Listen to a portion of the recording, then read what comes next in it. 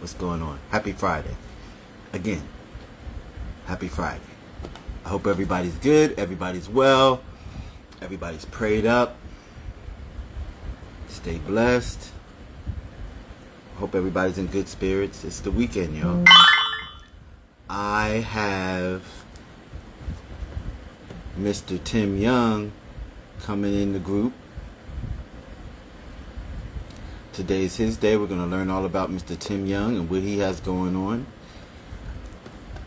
Mr. Tim Young actually works closely with an artist friend of mine, Mr. Grimm, Ricardo Grimm I'm speaking of. If you don't know who he is, definitely check him out. What's up, Serge? What's going on, brother? Hope everybody's doing well. Staying encouraged in spite of what's going on in the world.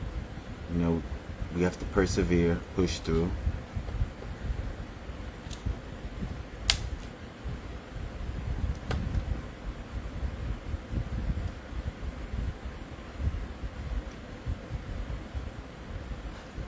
Tell me where you're from, everybody. I'd like to know where people are tuning in from. And please be sure to go by the official YouTube page, watch, like, share, leave a comment, all that good stuff. Tim Young just came in.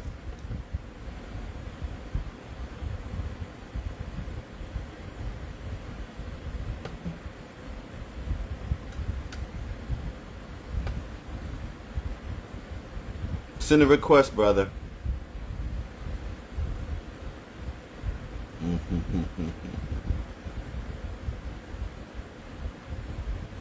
Again, welcome in, everybody. Welcome in.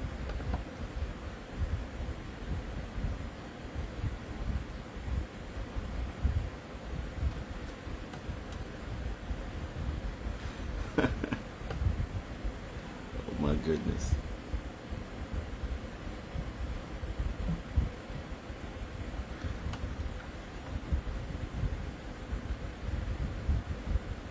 So tell me where everybody's from. I would like to know. Where you're hailing from.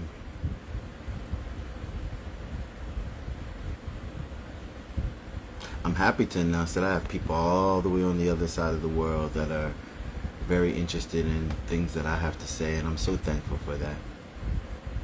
I appreciate that so much. Because you don't have to be here. It's a choice. And thank you for choosing me.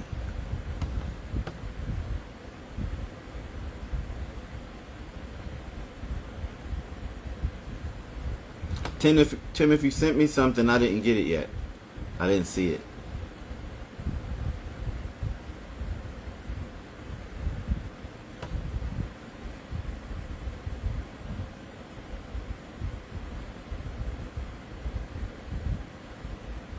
What's going on?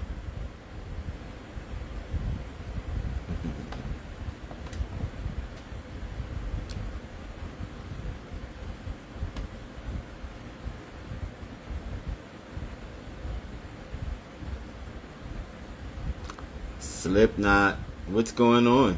How are you? So supportive. Thank you for coming in.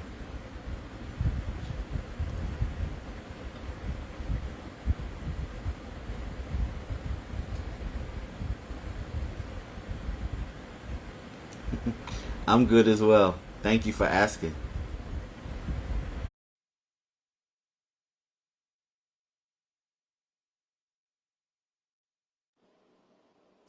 Brother, Can you hear me all right?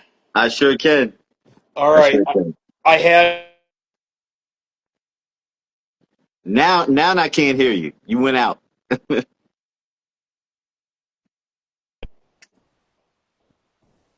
How about now? Am I good? You're great. Okay. I had some connection issues on the laptop and I had the audio up but I couldn't get the video to come up and I'm like, "Oh man. All right, I'm just going to the phone." You know what? I found out that that's a consistent thing. It doesn't work with the laptop. That's weird. Yeah, right? Yeah, it's weird. It's weird. Yeah, it's Instagram is a nice social media tool, and it's like when it's working and firing, it's awesome, and then when it's not, it's not. You don't have to tell me, brother. I know. So how I are I you? almost I'm good. I almost put the shades on because I just I had to balance myself out. No, uh, I get it. I understand. So no, I was I'm very doing well. pleased that your team reached out to me to get you on the show because the brief moment that I spoke to you before, I thought that you were very intriguing, and I'm glad that we have this opportunity to actually go in. So Yeah, bro. No, I, no, I'm humbled and appreciative. Um, I'd like to. Can I start off by saying something? I just I a lot's been weighing on my mind these last couple days. okay. It's been pretty heavy. There's been a lot of movement in the universe. There's been a lot of movement here. Mm, Um, I just want to just put the message out that the only way we can go forward is not to have a violent presence, right? We need to be positive. We need to respect and look out for each other. And, at times maybe people think the violence is the answer. And I guess it might be warranted at times, but, it's just, it's a sad state of affairs that we're so divided and everybody's resorting to violence, and it right. just doesn't need to happen. Yeah. So I just wanted to put that out there. My thoughts and prayers are with everybody that's been affected by violence this past week, this past year. Um, it's been heavy. It's been Yeah. really heavy. Yeah. Um, Not only the people that aren't in the public spotlight, just there's just so much going on, gang activity and just it's a crazy time to be alive and doing stuff on this rock that's rotating. Hmm. But I again, nothing but love to everybody, and you know, it's just been the last couple weeks have just been it's been rough. It's been rough for everybody. It's been rough for me. Last couple months, Ozzy Osbourne passes and moves on from here. And then with the last couple weeks, Brent Hines from Mastodon. I kind of just I started redecorating my living room and started doing some stuff. So I put a little homage there to the Mastodon crew. Nice. For the loss of the guitar player. But again, I'm trying to stay positive and trying to get in a good headspace to continue creating. Good. So let's back up a little bit because you just kind of opened your soul up a little bit. Tell everybody who you are and what you do. Well, my name's Tim Young. I'm from a little town in the middle of nowhere, Western Massachusetts, and I create sounds. I am not a musician. Um, I consider myself more of a creative. Mm, Um, painting, music, whether it's lyrics, which I have a mountain of on standby. I don't know what I'm doing with them. Uh, Guitar stuff and synthesizer stuff, which is what the newest project that I'm doing. I guess is the Gods or Monsters project. mhm, Um, it's kind of a dive into the 1980s digitized analog synthesizer, kind of like rock meets Tron stuff. I don't mhm, know. I don't know how to describe it. It's I mean everybody has their own take on synth and synth wave or whatever form of synthesizer music.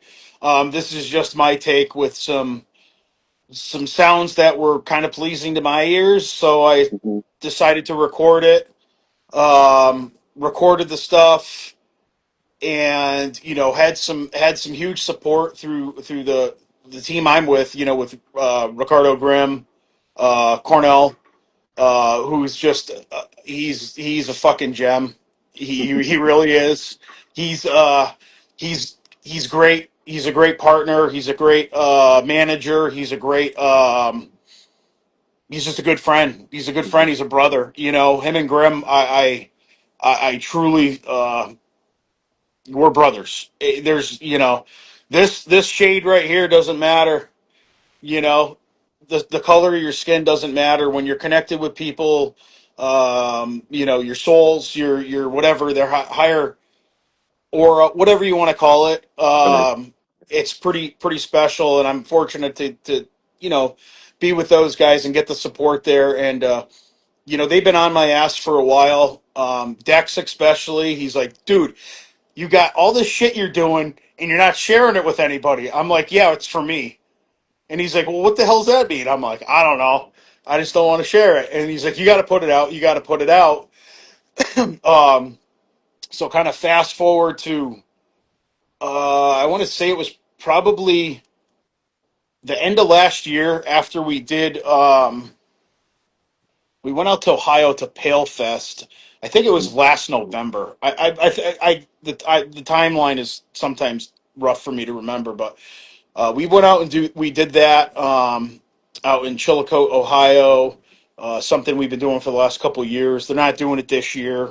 Maybe they're going to do it next year. I'm not quite sure. But we had that show, and then the creative juices started flowing. There's always stuff going on. Whether people see it or not, like we're all making music and doing stuff.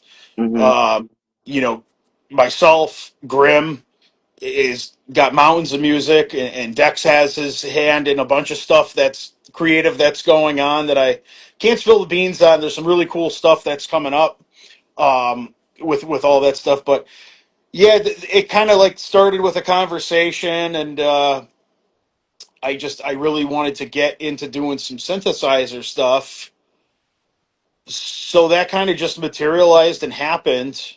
Um, and I think it's sometime in May we went down to Baltimore, Maryland, to film a video for Not For Real for Mm-hmm. Grimm's single that came out, and uh, Rick Chavez, who owns Chavez Sound out of Denver, Colorado, met us out there, helped us with the video, doing some stuff, getting a bunch of content, and kind Mm-hmm. of got things going too. And him and I had conversations on synthesizer work and just beats in general, doing beats. I never was really a beat person, like I didn't do beats, but after talking with him and talking with Grimm, excuse me, they were like, "Hey, you should really just add some flavor, to what you're doing." So I started putting beats into some of the stuff, and then it kind of just happened. Rick was like, "Hey, why don't you jump on the label and we'll get your stuff out?" Because I had done a small project. I think it released sometime in like April or May or something. I released a 5 track, just a short EP, Mm-hmm. um, to kind of just get a gauge if anybody was interested in any of the stuff that I had. Right. And I had a pretty good response. I don't really pay attention to the streams or anything. Mm-hmm. I'm horrible when it comes to organization and stuff like on that aspect. Mm-hmm. Like you give me some music, some equipment and some instruments, and I'll sit there and I'll make sounds all day. But when it comes to like the structure and getting things locked in, that's where I got Dex and Rick Chavez to kind of like, all right, let's get this together, and here's a game plan, and let's get this out. And I had 8 tracks ready to go, and then I had 9, and then I'm like, well, I got to put 10 on there. So everything that got put onto that release was it was put on there for a reason. Hmm. It was structured in a way. People will notice too. A lot of the stuff has the same flow or the same choice of notes. But each song is very unique in the sound and the atmosphere that comes to it. When I'm doing stuff, I kind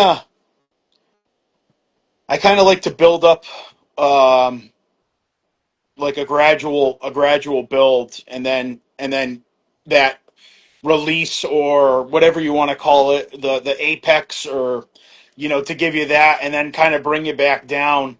Um, Everything's kind of oriented around like video games and like Mm. movie soundtracks. Even though I don't do movie soundtracks, Yet, um, yet, yet, yet, yet. yet. Well, it's funny because there's some stuff in the works. We're talking with that, and that's like a whole nother. It's a whole nother realm when you're doing soundtracks for movies. Yeah. You have to be very dialed in on what you're doing, and you'll probably hate the movie by the time you're done doing the soundtrack. So I I'm can almost see that. I can see that. Yeah, and that's a conversation I've had with people that have done, scored movie soundtracks. Some musician friends, and that was like it's awesome. You see your name up on there. You did the sound. You scored the soundtrack, but they're like, man, you hate that movie because you're watching it and you're rewinding it, and then you're trying to add your flavor to it and do your thing. But then it's like, oh, that thing's not that right. I got to change it, and it's like I would be my own worst enemy on that. So I'm good with not doing it right now. I got you. So let's Yeah. go back a little bit. Let's go back to your inspirations and how you began your journey into your own artistry. In the beginning, around how old are you when art starts to take a hold of you? So I was always interested in art at a really young age. My mom my mom's an artist. Mhm. My mom's an artist. She paints. She does like calligraphy and stuff. Like she builds like yard art for our gardens. I live on the family homestead. Mhm. We live in a farmhouse. It's a two-family farmhouse. I'm fortunate both of my folks are here still, Nice. and they're doing well. And my mom is super creative, always has been, um, and that kind of came from her. Um, it actually started with music. Okay. Um, the music was my earliest memories of music. I was probably 4 or 5, Hmm. and noticeable stuff that was coming out. My mom was a huge Ozzy fan. Loved like she was down. She liked Black Sabbath, but like the Ozzy stuff when it came out, his solo career, she was Mhm. really into it. And it was funny because my parents were hippies in the 70s. Flower power, peace, love. They'd go to Mhm. festivals and all that, and partake in the hippie activities. uh, but uh, my dad's 43 years sober right now, so congratulations to him. He doesn't do anything, not even California sober. um, but yeah, so it started with the music with my mom. And she'd always have like painting stuff around the house. Mhm. She would do crafting with my cousin. They'd make ornamental stuff for Christmas and like holidays, and just painting signs and repurposing like barnwood. I grew up on it was a 300-acre farm, so there was like old barns and stuff. And after the farm closed, some of that stuff got reclaimed. So she would make art with the barnwood. Nice. Um, and then spinning Ozzy. he was huge in the beginning of my interest in music. Mhm. Freddie Mercury and Queen, um, right up there with the Ozzy Osbourne Sabbath stuff too. My mom was a huge Queen fan, still is, and she would like religiously like play those Queen albums for us. Um, Led Zeppelin, all the like the classic Zeppelin. Uh, my folks were huge fans of Zeppelin. The Who, all this great classic rock. And then my grandmother was, when she was alive, she had this. I just remember this old, big wooden record player, and you'd flip the top up and you'd open up the side, you pick a record out, and then you throw it Mhm. on. And she must have had 1,000 vinyl. I would Mhm. say maybe more. Um, but she would play like Louis Armstrong, and she would play Elvis, and she would play Johnny Cash and Waylon, and then Chris Christopherson, who was a huge inspiration for me just as a songwriter, Mhm. uh, the way he structures songs, and then he's a great musician as well and singer, and then Johnny Cash would do some of his stuff. Cash was a huge influence too, earlier on when I was a kid. And my dad's youngest brother, Scott, my uncle Scott, God rest his soul. He struggled with addiction and succumbed to it a couple of years ago. Which it was that was a hard hit for me, because he introduced me to heavy metal and thrash metal. Um, Mm.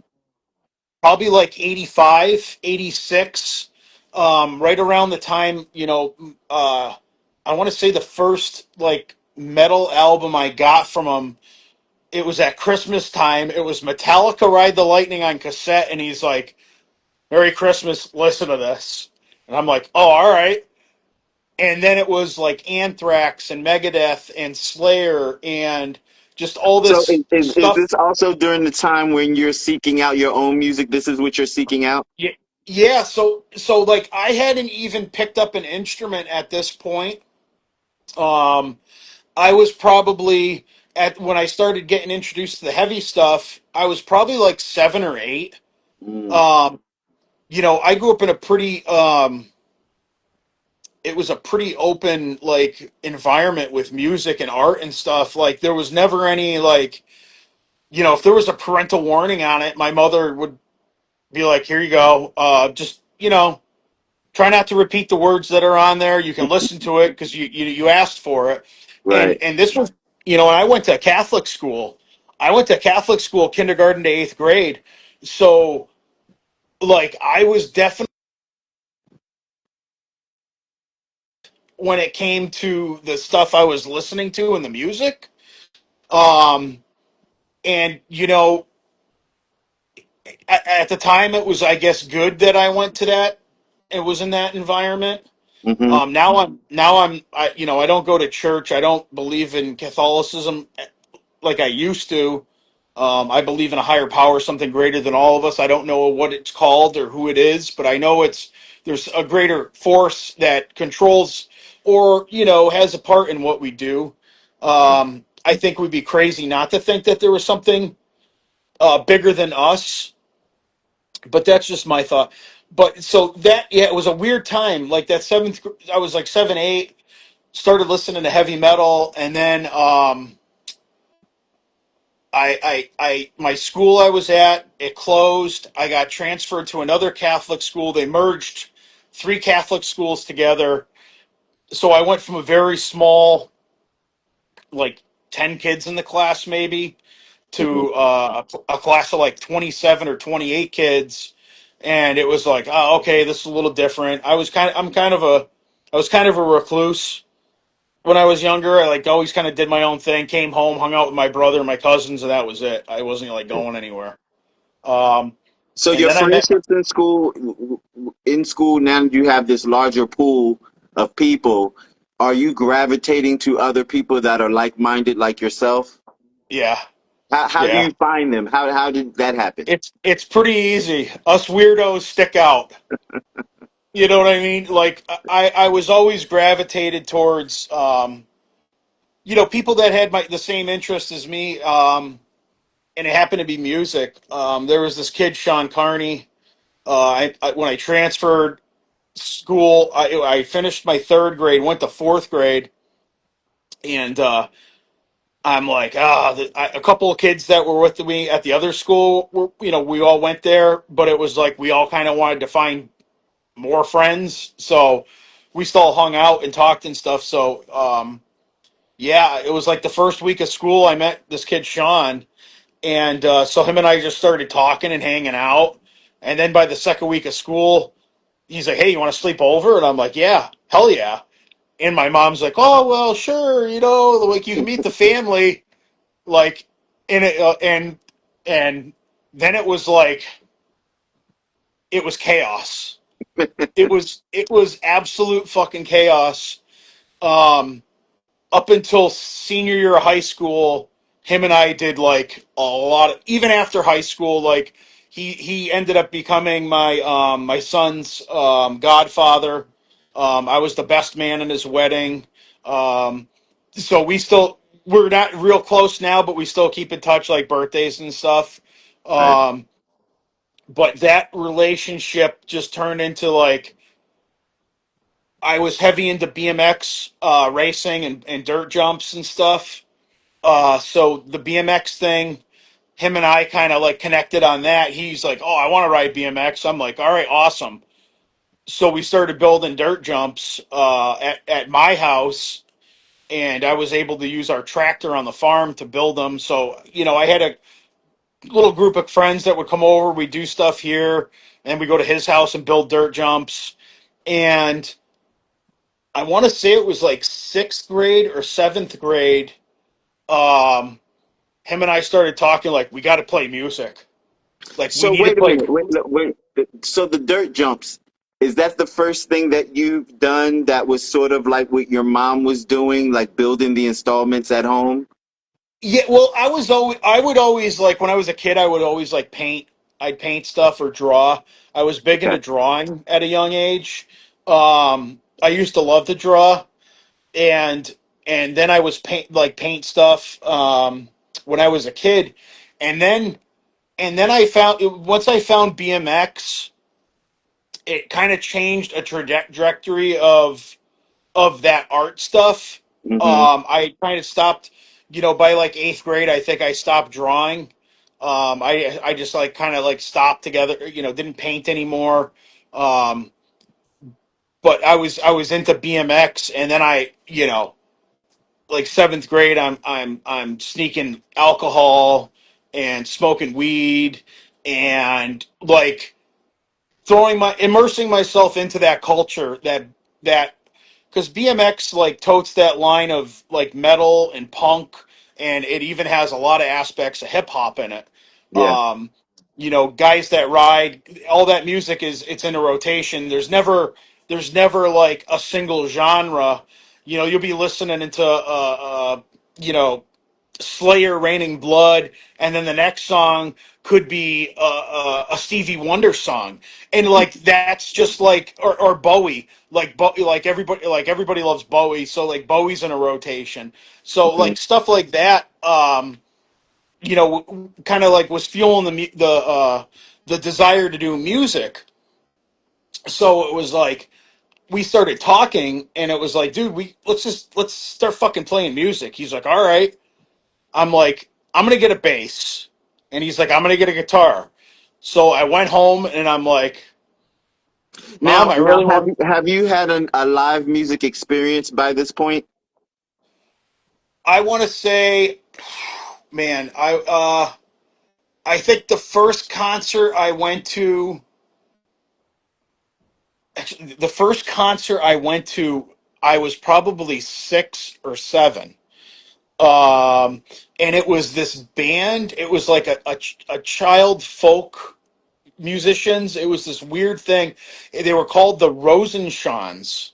And it was a couple of dudes, and it was like all uplifting. I mean, they were definitely hippies back in, like, they were definitely hippies. Okay. But it was like a lot of like love, peace kind of stuff, and it kind of like filtered into the Catholic religion, Okay. because one of the teachers had set up they were playing a concert, and they set up like for all the kids that wanted to go, we could go to the concert. Hmm. So it was that night. So my parents went, I went, my brother went, and a bunch of kids from school. And I think it was in a there's a town next door to us that's a really vibrant music city. This town is too, where I live, East Hampton. There's some phenomenal musicians, world renowned musicians that live here and perform here all the time. So you could go to any local little dive bar, and the guitar player from Anthrax could be there, the guitar player from Shadows Fall, uh, Kill Switch Engage. Those dudes all hang out around here. So there's a lot of that energy is around this area. There's a lot of creative music energy around here. So I think, being inquisitive and like deciding I'm going to start, we saw that, and it was like, dude, we could play music.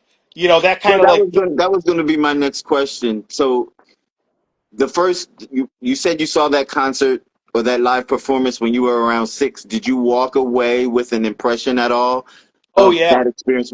Tell me about it. What did you oh feel? yeah. Well, thinking back, it was like, kind of like a rush. There was even though it wasn't music I was like into.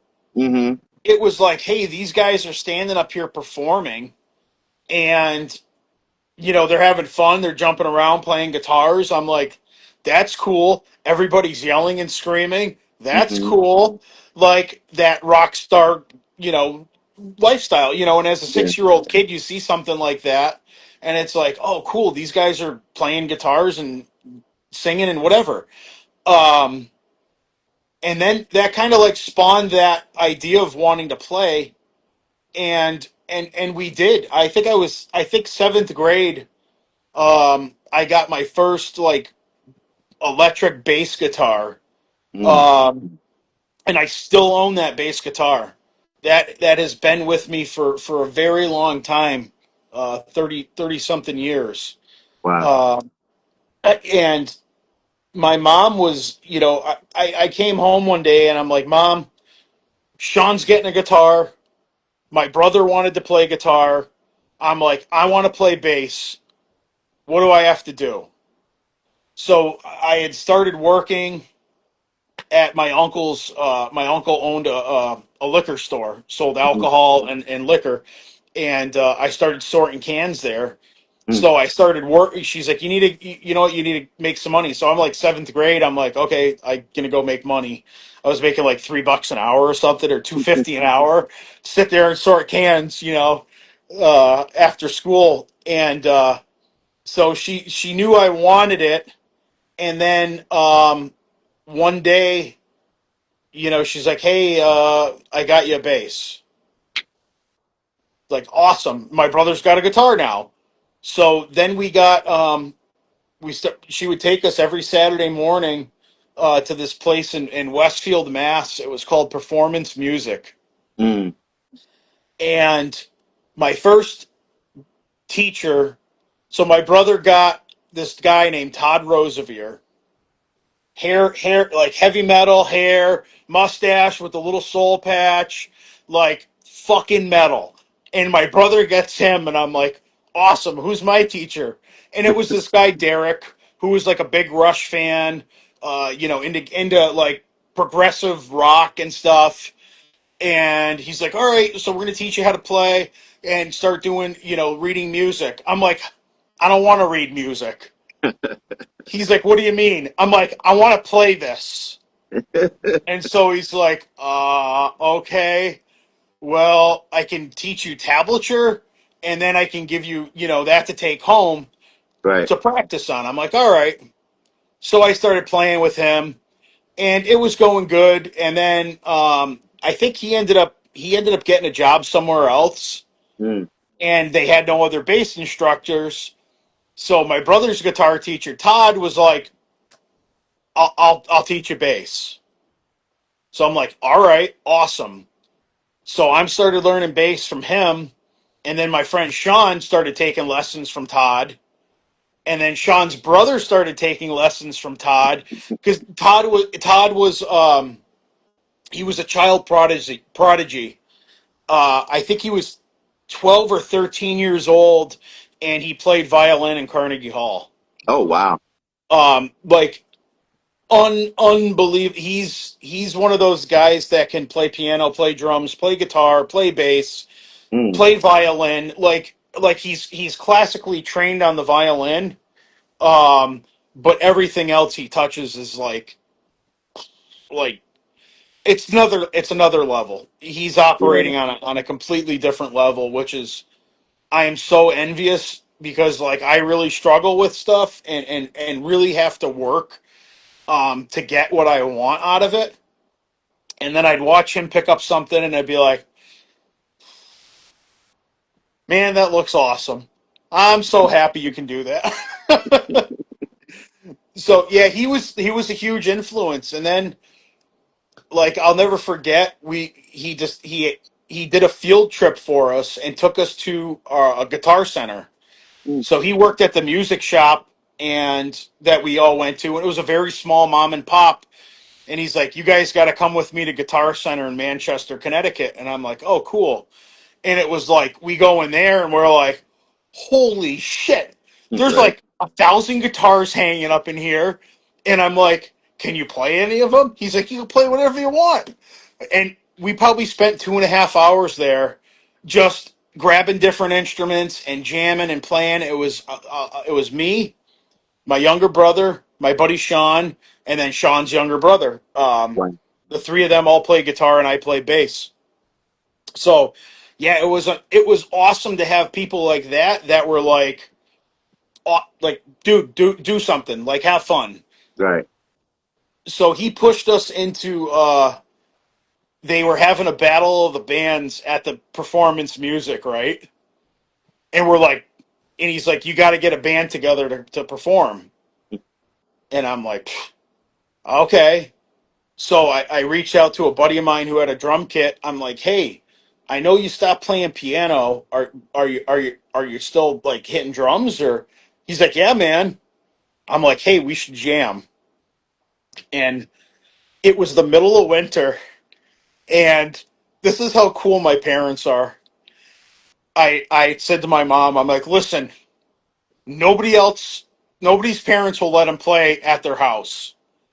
I'm like, we want to have a rehearsal in the house. And she's like, where are you going to do it? I'm like, we're going to do it in my bedroom. And I'm taking my bed out, right? I took the frame apart, stood the mattress up. We laid blankets on the floor, put like pillows out down for like sound deadening against stuff. Right. And my grandparents lived downstairs. And I'm like, my grandmother was awesome because she was into music, and you'd have to get her at like before 5 o'clock because she'd start drinking hard liquor at like 5:30, and then it was like fucking downhill. She was a sweetheart. She was a good person, Yeah. and I love her. And I said, hey, my friends are here. We're gonna play some music. She's like, oh, what are you playing? I'm like, I don't know. We're gonna start rehearsing. And she's like, that's awesome. So I guess I should back up here because she actually bought my older cousin his first drum set, Mm, and she loved percussion. She loved drums. So, going back to I was probably sixth grade, seventh grade. My cousin would have his drum set up in a garage. We had a garage out. We have a couple outbuildings on the farm, but he would set up in this garage and he'd just sit out there and fucking play 5 hours, 6 hours. Like it'd be 10:30 at night. The cops would be coming over and he'd be out there fucking. They'd be like, "Hey, you got to shut it down." Okay, cool. And he'd do that every day. So I watched him, like he was another phenomenal musician. Could not read music, played by ear, but could absolutely play everything. Mm. There wasn't anything that he couldn't play on drums. Um, he was very similar to a Neil Peart, from Rush, or like a Mike Portnoy from Dream Theater. Just super, super technical, a lot of speed, but then a lot of swing to it. Which the swing thing, it's a whole nother drum style, but he would just do these metal grooves and then get into this swing, and just like, and then he started bringing musicians over, um, that were just at his level, of playability. And actually, his guitar player I ran into today, on my professional level, my full time job. Him and I have interactions quite often. Hmm. So we had a chance to talk guitar today and stuff. But so my cousin bringing over, Dan, the guitar player, who was just like into like Van Halen and like Eddie Van Halen type stuff, and just rock and roll, like Guns N' Roses, like stuff that was happening, at the time. Um, and then they brought this dude Tom. The Tom was probably my inspiration to start like really, really playing bass, like playing. Um, Super eccentric dude, would show up with a box of wine to band practice, right? And he'd sit there and he'd get his glass out and he'd pour a glass of wine and he'd have a joint going, and he just like he would melt into that bass. Hmm. And that was like a whole nother thing for me, because I'm like, oh wow, this guy doesn't need a pick. Mm. Playing with his fingers, oh, he's playing with all of his fingers. So that introduced me into, they had opened the door for like bands like Primus, Hmm. that alternative progressive stuff, bands like Dream Theater, excuse me, where they were listening to that, like that was their thing. And then my cousin playing the drums, he would listen to some of the most brutal death metal and heavy metal, and he's like, yeah, don't pay attention to the lyrics, just listen to the drum beats. Mm. So he was all on percussion and like those fast blast beats, crazy, crazy time, crazy tempo. Um, so that's what he was trying to like lock in, I guess, with. Okay. So he kind of like he's the one that kind of started me on the like listening to music and like breaking it down. Like, hey, listen to this guitar. Try not to pay attention to Yeah. everything, anything Yeah. else, which was awesome. And and then my guitar teacher, when I started going there, it was the same way. And then actually my guitar teacher and my cousin started jamming together for a while. So my guitar teacher would come over here and jam at the house. So So there was always did you ever do the competition? so it's funny. So I get my buddy Tim. I'm like, so we do the rehearsal, and we're like, God, we suck. All right, we're gonna keep practicing. So his drum kit stayed here for probably a month and a half, and like 3 days a week we would start jamming. Hmm. And I'm trying to think what we locked in on. I think the song we were gonna do was "Ride the Lightning" by Metallica, and it starts off with a distorted bass line that's just it digs. It's an awesome hook. Cliff Burton was a master on his instrument. Um, so that was like a huge thing for me. And we sounded okay. Like we sounded good. Like we were. Our parents are like, "Oh, you guys sound awesome." I'm like, "Oh yeah, sure." That looking back to it, I'm like, "No." So then we just started jamming, and then the Battle of the Bands was coming up, and we're like, we don't want to play it. We're just gonna fucking keep jamming here. So then we set up a spot in our garage, and we would just have like regular jams here, all the time, and we always just did our own thing, Hmm. and we played. I would say up until my senior year, Like the drummer would kind of like come and go, and then kind of he had other stuff going on, but like Now, my how buddy many Sean. people in total? How many people in total in the band? So it was myself playing bass, my brother playing rhythm, my friend Sean playing lead guitar. There was Pat, who was Sean's younger brother, that would sing and play like a backup rhythm, and then the drummer Tim, Okay. my buddy Tim. So what is that? Five? There was five of us. Yeah. Um, and again, we're children of the '80s and '90s, so it was like no tube amps for us. We had crate.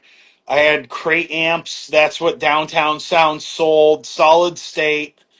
Um, I actually trade. It was funny because I had never owned pedals or anything until I met my cousin's bass player, this dude Tom, and he's like, "Oh yeah, I really want this chorus pedal." And I'm like, "Oh, I've got one of those pedals. I had gotten it like the year before. I'm like, this thing sucks." And he's like, "Oh, I've got this Jimi Hendrix wah. Do you want to trade?" And I'm Mm. like, "Fuck yeah!" So I started fucking around with a wah pedal, and then everybody had Boss distortion, heavy metal, the metal zone pedal, and so I'm like, I gotta have a metal zone. Like everybody's using metal zone, and they're a good pedal. They're not looking back like there's other stuff, and now there's like Guitar Gear is like absolutely mind blowing right now. There's just so much stuff out there, Yeah. which is awesome. But it's hard to decipher like what's what and what do I get, and what's overused and what's not overused. Um, Right. so yeah, so that kind of like started like the experimental stuff and just listening to a bunch of different music. Um, I went to my first like real show though. I was in eighth grade. There was a place, it's now Six Flags New England in Agawam. It was called Riverside Park. It was like a family run amusement park, rickety old wooden roller coasters, and just like a cool vibe. But they had a race car track there, and they also had a stage area where they do concerts. Right. So the first concert I saw there was this band, the Spin Doctors, the Gin Blossoms, and the band that opened up for them was this band Cracker. They had a song called "Low," and they had a couple songs. So before the show, we're like hanging out by the side of the stage on the fence, and the band from Cracker came out and just started signing autographs and talking to everybody. Hmm. So I started talking to the guitar player.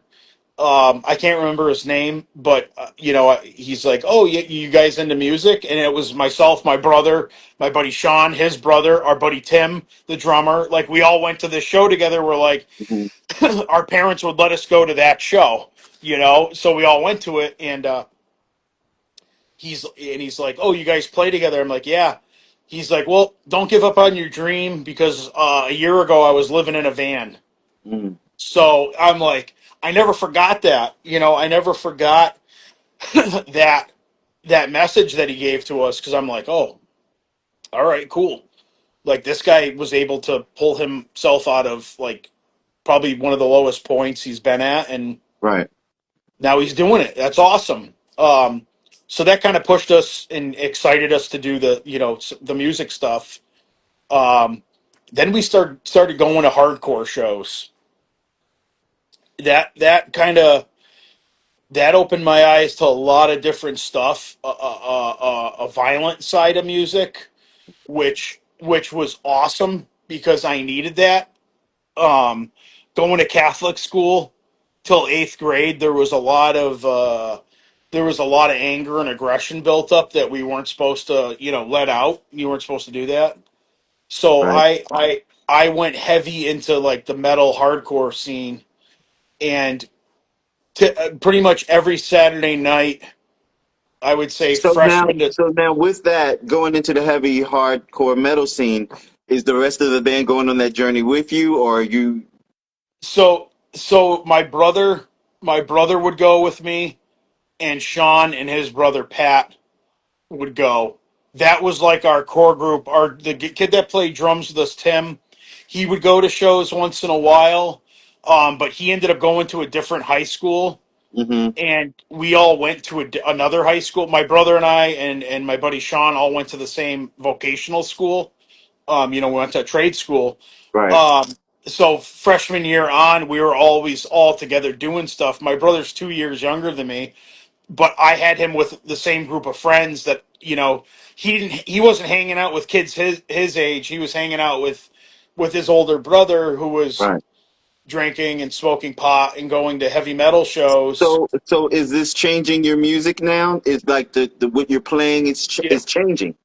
yeah. Well, what I was playing started to change, um, and it kind of like not that I didn't slow down, but I really got into going to live shows, Mm-hmm. and I would still play.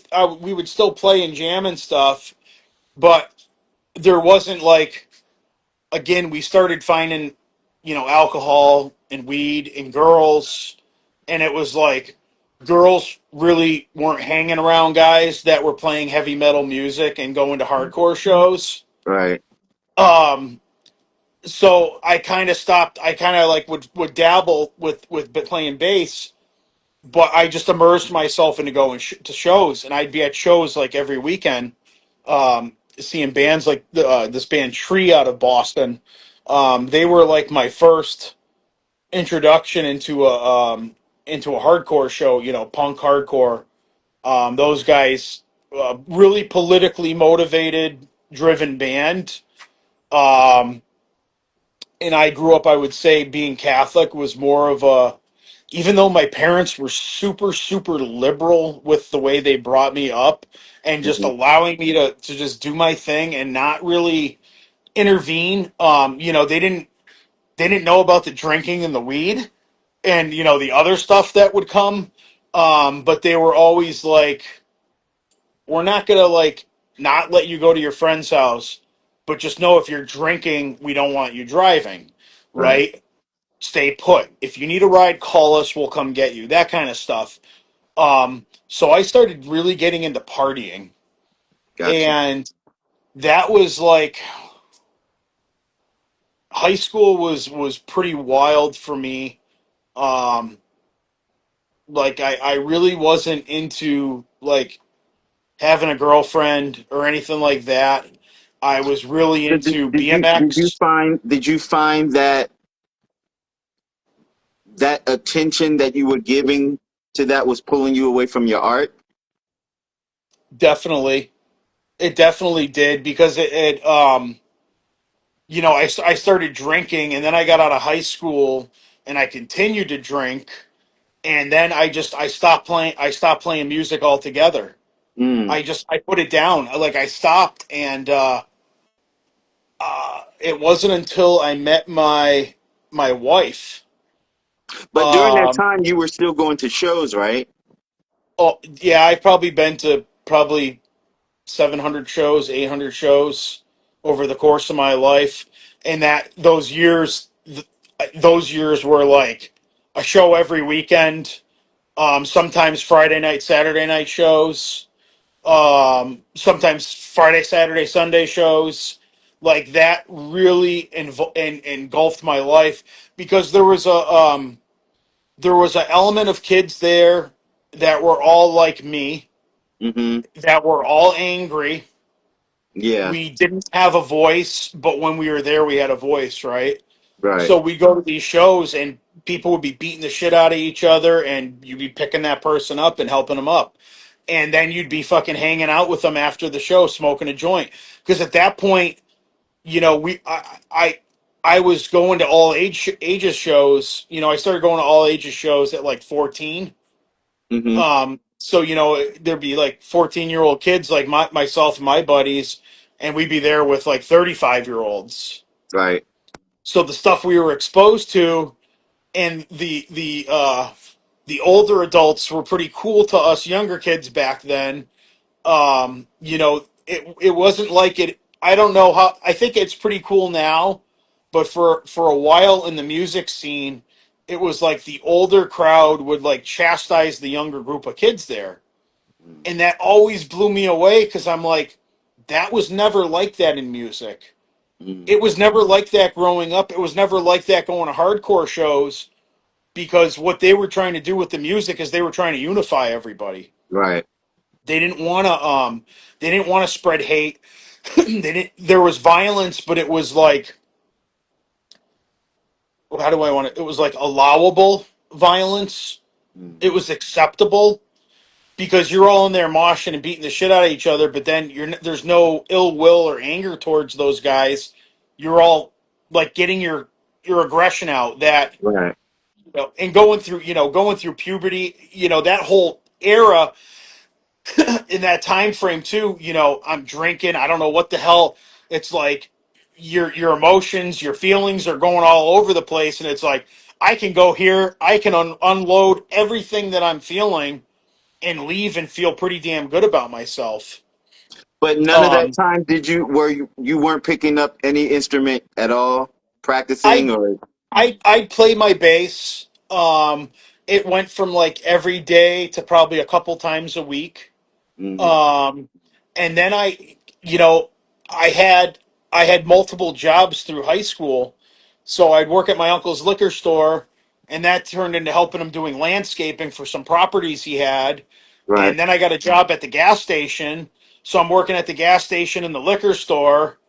Well, that was awesome because I had money, and then I also had a liquor store that I worked at that that my the shopkeeper across the street caught us stealing beer one day and got a hold of my uncle, right? And so I had to go into work the next day. It was a Friday night, and we got shit faced. Friday night, I go to work Saturday to sort cans, and my uncle's like, "Hey, we got to talk." Like, "Oh, what's up?" Joe Shoe saw you loading beer into the back of Sean's car because I got my buddy Sean a job there. So we were delinquents together everywhere. And I'm like, what do you no, we were just taking boxes. He's like, bullshit. He said, if you want alcohol, you have to buy it like everyone else. And I was like, Right. what? I'm not 21. Yeah, you buy it. I'm like, oh, okay. So there was a little bit of you know, tomfoolery there with my uncle and Yeah. allowing us to buy beer from us. But it was a different time. You're talking 30 plus years ago. So how long did you have this span where you were separated from the art that way? Man, so I graduated in high school. I started getting into cars. So that turned into like I have this personality. If I'm going into something, I'm fully immersed into it. Right, right, right, So the music and guitars that would kind of slow down, and then the car thing started happening. So I started getting into fast cars and street racing. Well, that was still involved. The music was still there, but now right, I was with a different element of people, a different crowd of people. Um, but again, a lot of these guys were I knew through music and stuff, and they also got into fast cars. So right, we'd have like it was crazy, like illegal street racing and shit. I look back on now, like man, like it's pretty lucky that nobody got hurt or we didn't hurt somebody else for our stupidity. Um, but we were pretty mindful of where we did it. We would go to an abandoned runway on the backside of a military base, and actually the military cops would come out and watch us street race. So it really wasn't a controlled environment, but it was. So I got into the car thing, and then I met my wife. Um, I met her in 1999. We met at our godson's christening, and that kind of changed the trajectory of my life in more ways than one. Um, I we ended up getting married. we had a child. I was 20 years old. She was pregnant. She's got she's 5 years older than me. Mhm. So I was 20 years old. She was pregnant for our first kid. At that time, I was an apprentice plumber, working for a very small company. And then I'm like, oh my god, like we got to get married, right? Like that's the Catholic in me. That's what you did.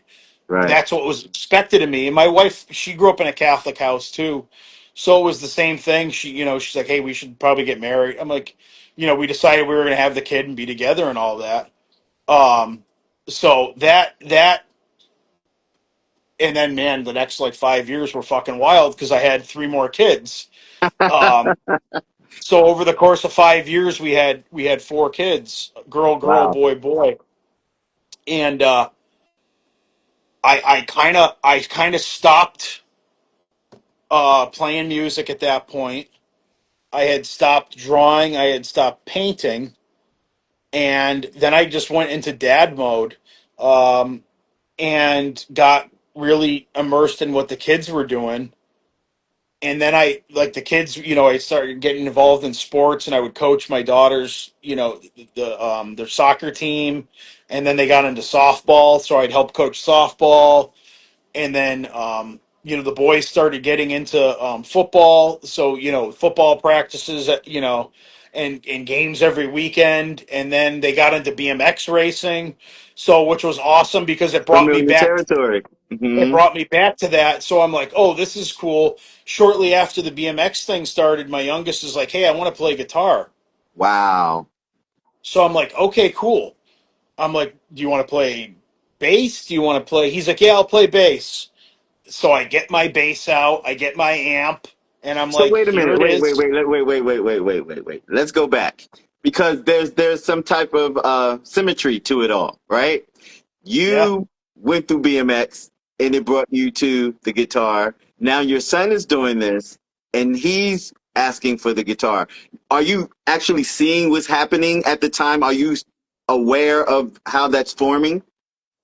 I kind of always knew, Okay. um, being in with the BMX community, and I don't ride anymore. I haven't ridden in a very long time, but my we have a BMX. We have our attic of our barn is a BMX course. It's Okay. all wooden ramps. Okay. Um, so that that's awesome, and that's a whole nother crazy story with that thing. But the I saw him with the BMX, and it's because there's a lot of rebellion with BMX. There's a Mm-hmm. lot of you're your own, like, this is on you. It's not on Hmm. anybody else. Right. Like, you got to do this trick or whatever. And then it went into BMX racing. So I had raced for like 5 years. So the boys are like, hey, we want to start BMX racing. So we went out, and I was a full time plumber, licensed at that point, and I'd go work my 8 hours, and then I would do side work for like another 7 hours. Um, so I always made sure the kids had, you know, a good race bike. They Hmm. each raced. The boys were racing at the same time, so you know, a plumber's salary is pretty good. But you got to work, and I and Right. I was always working. And the kids needed something, and I would go into my stash of side money, my cash from doing side work. And I wasn't buying stuff for myself. I'd buy the kids bikes. Right. um, and then the bikes turned into guitars, and then it turned into cars with them. They progressed the same way I did: BMX to guitars to cars and trucks. My kids are, but the boys are into trucks and cars and all of that now. Um, so it's all full circle. I never like stopped doing the car thing. Like, I've always got a classic car or a some type of hot rod. Um, so I've always had stuff, and my grandfather was into antique cars. He had two. Let when he passed, he left one to my son, which was really cool. So Mm, there's that culture has always been ingrained in us. That rockabilly, like rock and roll, just like very carefree and free spirited, yeah, lifestyle yeah, with all that stuff. So yeah, it's funny. Yeah, now that I'm thinking of it, I'm like, yeah, they pretty much did exactly what I did. yeah. Um, So when do and you get then back into music? Like, how do you find your way back into so that it art? was it was with my youngest. He decided he wanted to play guitar, so I think we went to Guitar Center and got him an inexpensive beginner guitar. Um, I don't know. I paid. I was maybe like one hundred Now, and fifty at dollars. at this point, have your kids witnessed or experienced you with your instruments at all? A little bit. Okay, Like I would I would sometimes play like down in my basement. Um, like after I like came home from a side job or something, it'd be right. like 9 o'clock, 10 o'clock at night. The kids are in bed, and I'm like, I just need to unwind for a minute. And I maybe plug it in or something. But I wasn't really playing much with them. It wasn't until my youngest wanted to play. And he's like, "Hey, I'm gonna start playing guitar." I'm like, "Cool." So I'm like, "Well, I'm gonna play bass." And then he would start playing bass, and he's like, "You know what? I really like playing bass now." So I'm like, play bass. Like you don't, but he's like me. He'll go back and forth from playing guitar, and I'm not a good guitar player. I'm not a good guitar player at all. I just enjoy the instrument and making Mhm. sounds. Um, somebody could be like, "Oh, play blah blah blah in this scale." Like that ain't happening. Like I'm gonna make some cool noises, and you could maybe snap your neck to it, and that's about it. But you're not getting anything intricate or fancy. So I started banging around again with the guitar, and then I just started collecting guitars. It was a nice. It was something. Actually, I just got a new guitar today. It showed up in the it showed up in the mail at 5:30, and I'm like, oh, cool, new guitar. Um, but there's just I got a lot of stuff going on with that. But I enjoy playing them. I enjoy looking at them. I just enjoy their presence. Yeah. Even if I'm not playing guitar, like I'll go like a week or two and I won't play. And then I'll pick it up and like 4 hours will go by and I'll be like, oh wow, Mhm. that's what that was like. That's Yeah. why I picked this up in the first place because it was a release. It was a Yeah. release to escape reality. So, And it still is. so at what point do you encounter Mr. Ricardo Grimm? Oh man, when did I get? So I found Grimm in 2020 2021, somewhere around there, 2021, 2022, somewhere in there, through his Instagram memes. I didn't even know this motherfucker was a musician. I'm like, this guy is fucking funny. He posts, excuse my language, I'm going to swear a lot. It's just how I am. I'm sorry. I said, It's all this right. guy posts some fucked up shit, and I love it. So that opened the door with him. Um, just with following his page and stuff. Hmm. Uh, it wasn't until well, let me rewind this here. 2021, I had a crazy experience. I was working in a basement with doing plumbing with a friend, and I came across a. This is all going to make sense when I'm done with this story. I came across a bone, A and human bone? yes, Okay. so it was about this much, about 8 inches, right? And it was perfectly sawn, and it was a knee bone. I didn't know that at the time. I thought it was an animal bone. So I grab this stick, and my buddy's standing there not paying attention, and I take the bone and I like hockey shoot it to him, and it hits him, right?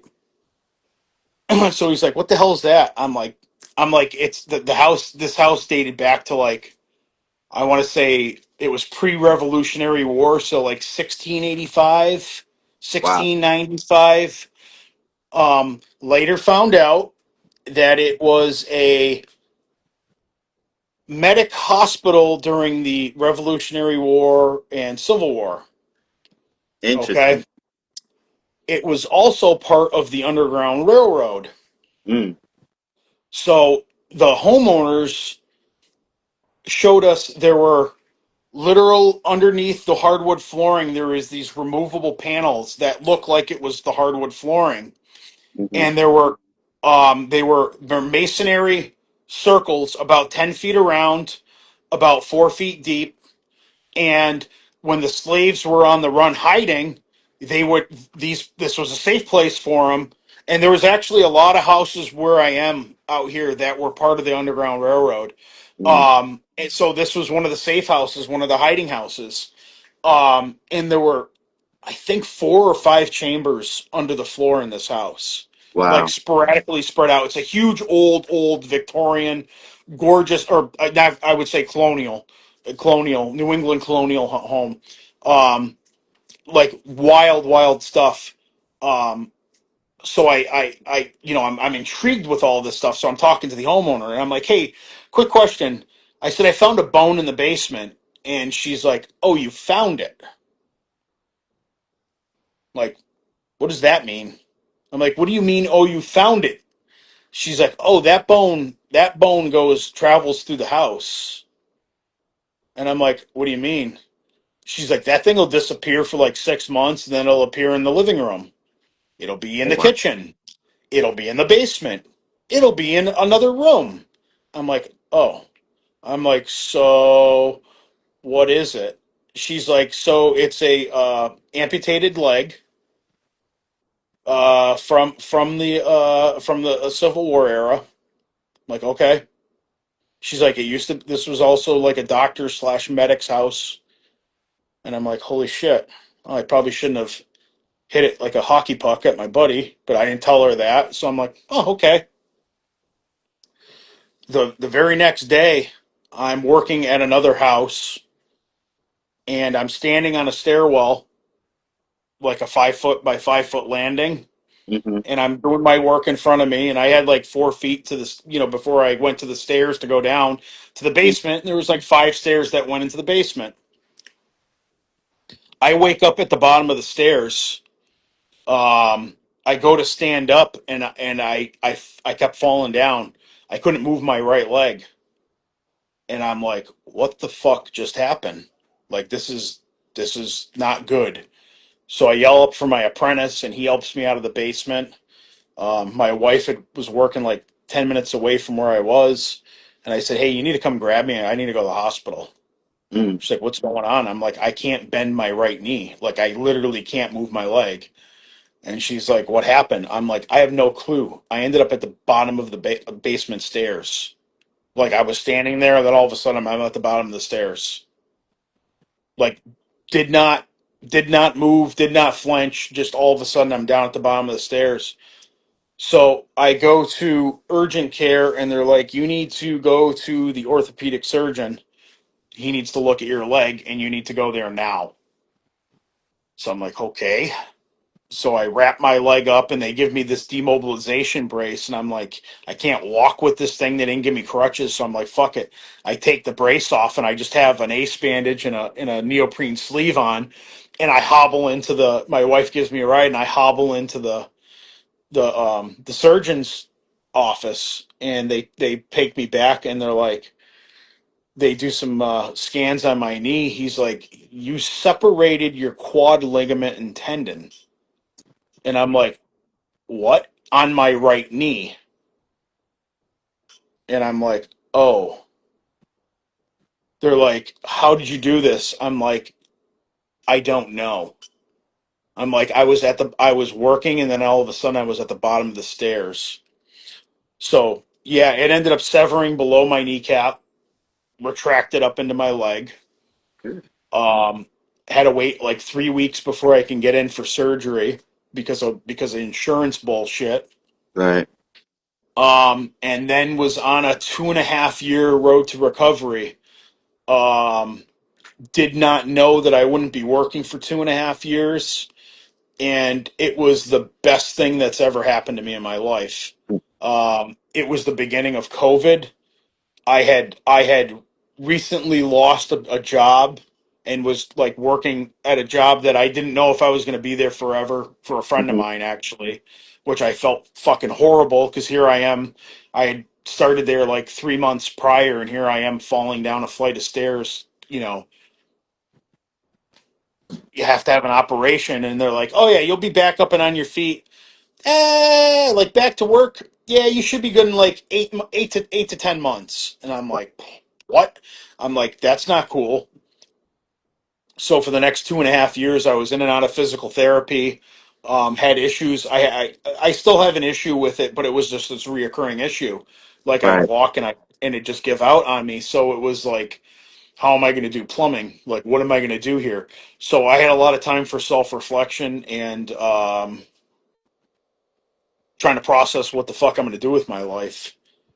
So I started picking up guitar again, started playing, started recording music, and it's like weird ambient stuff that may not make sense to everybody, but it's different.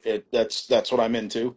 Well, wait a Um, minute. We have to back up for a minute. I want to go back to the leg, the steps, the bone. I want you to put that together for me because I know it's something there, oh, but there's I want to definitely know something there. how you decipher it. There's definitely something there. You know, knowing now what I know about a lot of that stuff. You know, I so I should probably back this up a little bit. My family's always been blessed with a gift. I'm Mm-hmm. just a gift. My dad has a lot of he used to, not as much in his older age now, but he used to have a lot of clairvoyancy on just like talking about situations that didn't happen but knew the outcome, Mm-hmm. the answers to conversations, um, a few places he would go into, he would have like a past life flashback. Mm-hmm. So there's always been a connection. Um, I've seen multiple things in my house. A 1924 farmhouse that has had generations of family members here that are still here, even though they're not here. But it's all out of love and protection. It's good. Question: is anyone buried on the premises? No, no, Okay. nobody's. Well, I don't know. The mob approached my grandfather back in the 60s and 70s and wanted to, because we were a pig farm, and they said, "No, we're not taking your bodies here. You can leave." So that was always an ongoing joke. But no, it's old. Um, this whole area, there's a lot of Native American history here. Mm-hmm. Um, there's a lot of this. There was an Indian massacre not far from my house that took out a settlement. Actually, both towns on the side of my town both had. There was some stuff during when we came in and decided to take over and do what we were going to do. Um, but as far as knowing of anything, animals on the property, that type of thing, pets, we've got a little Yeah. pet graveyard for them and stuff. But yeah, nothing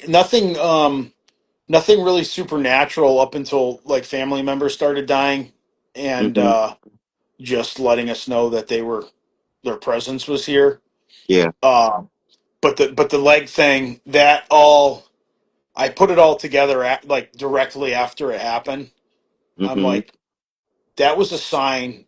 I got to be more because up until that point, like I was always like I guess a good person, but I carried a lot of weight with me. I carry a lot of like just anger.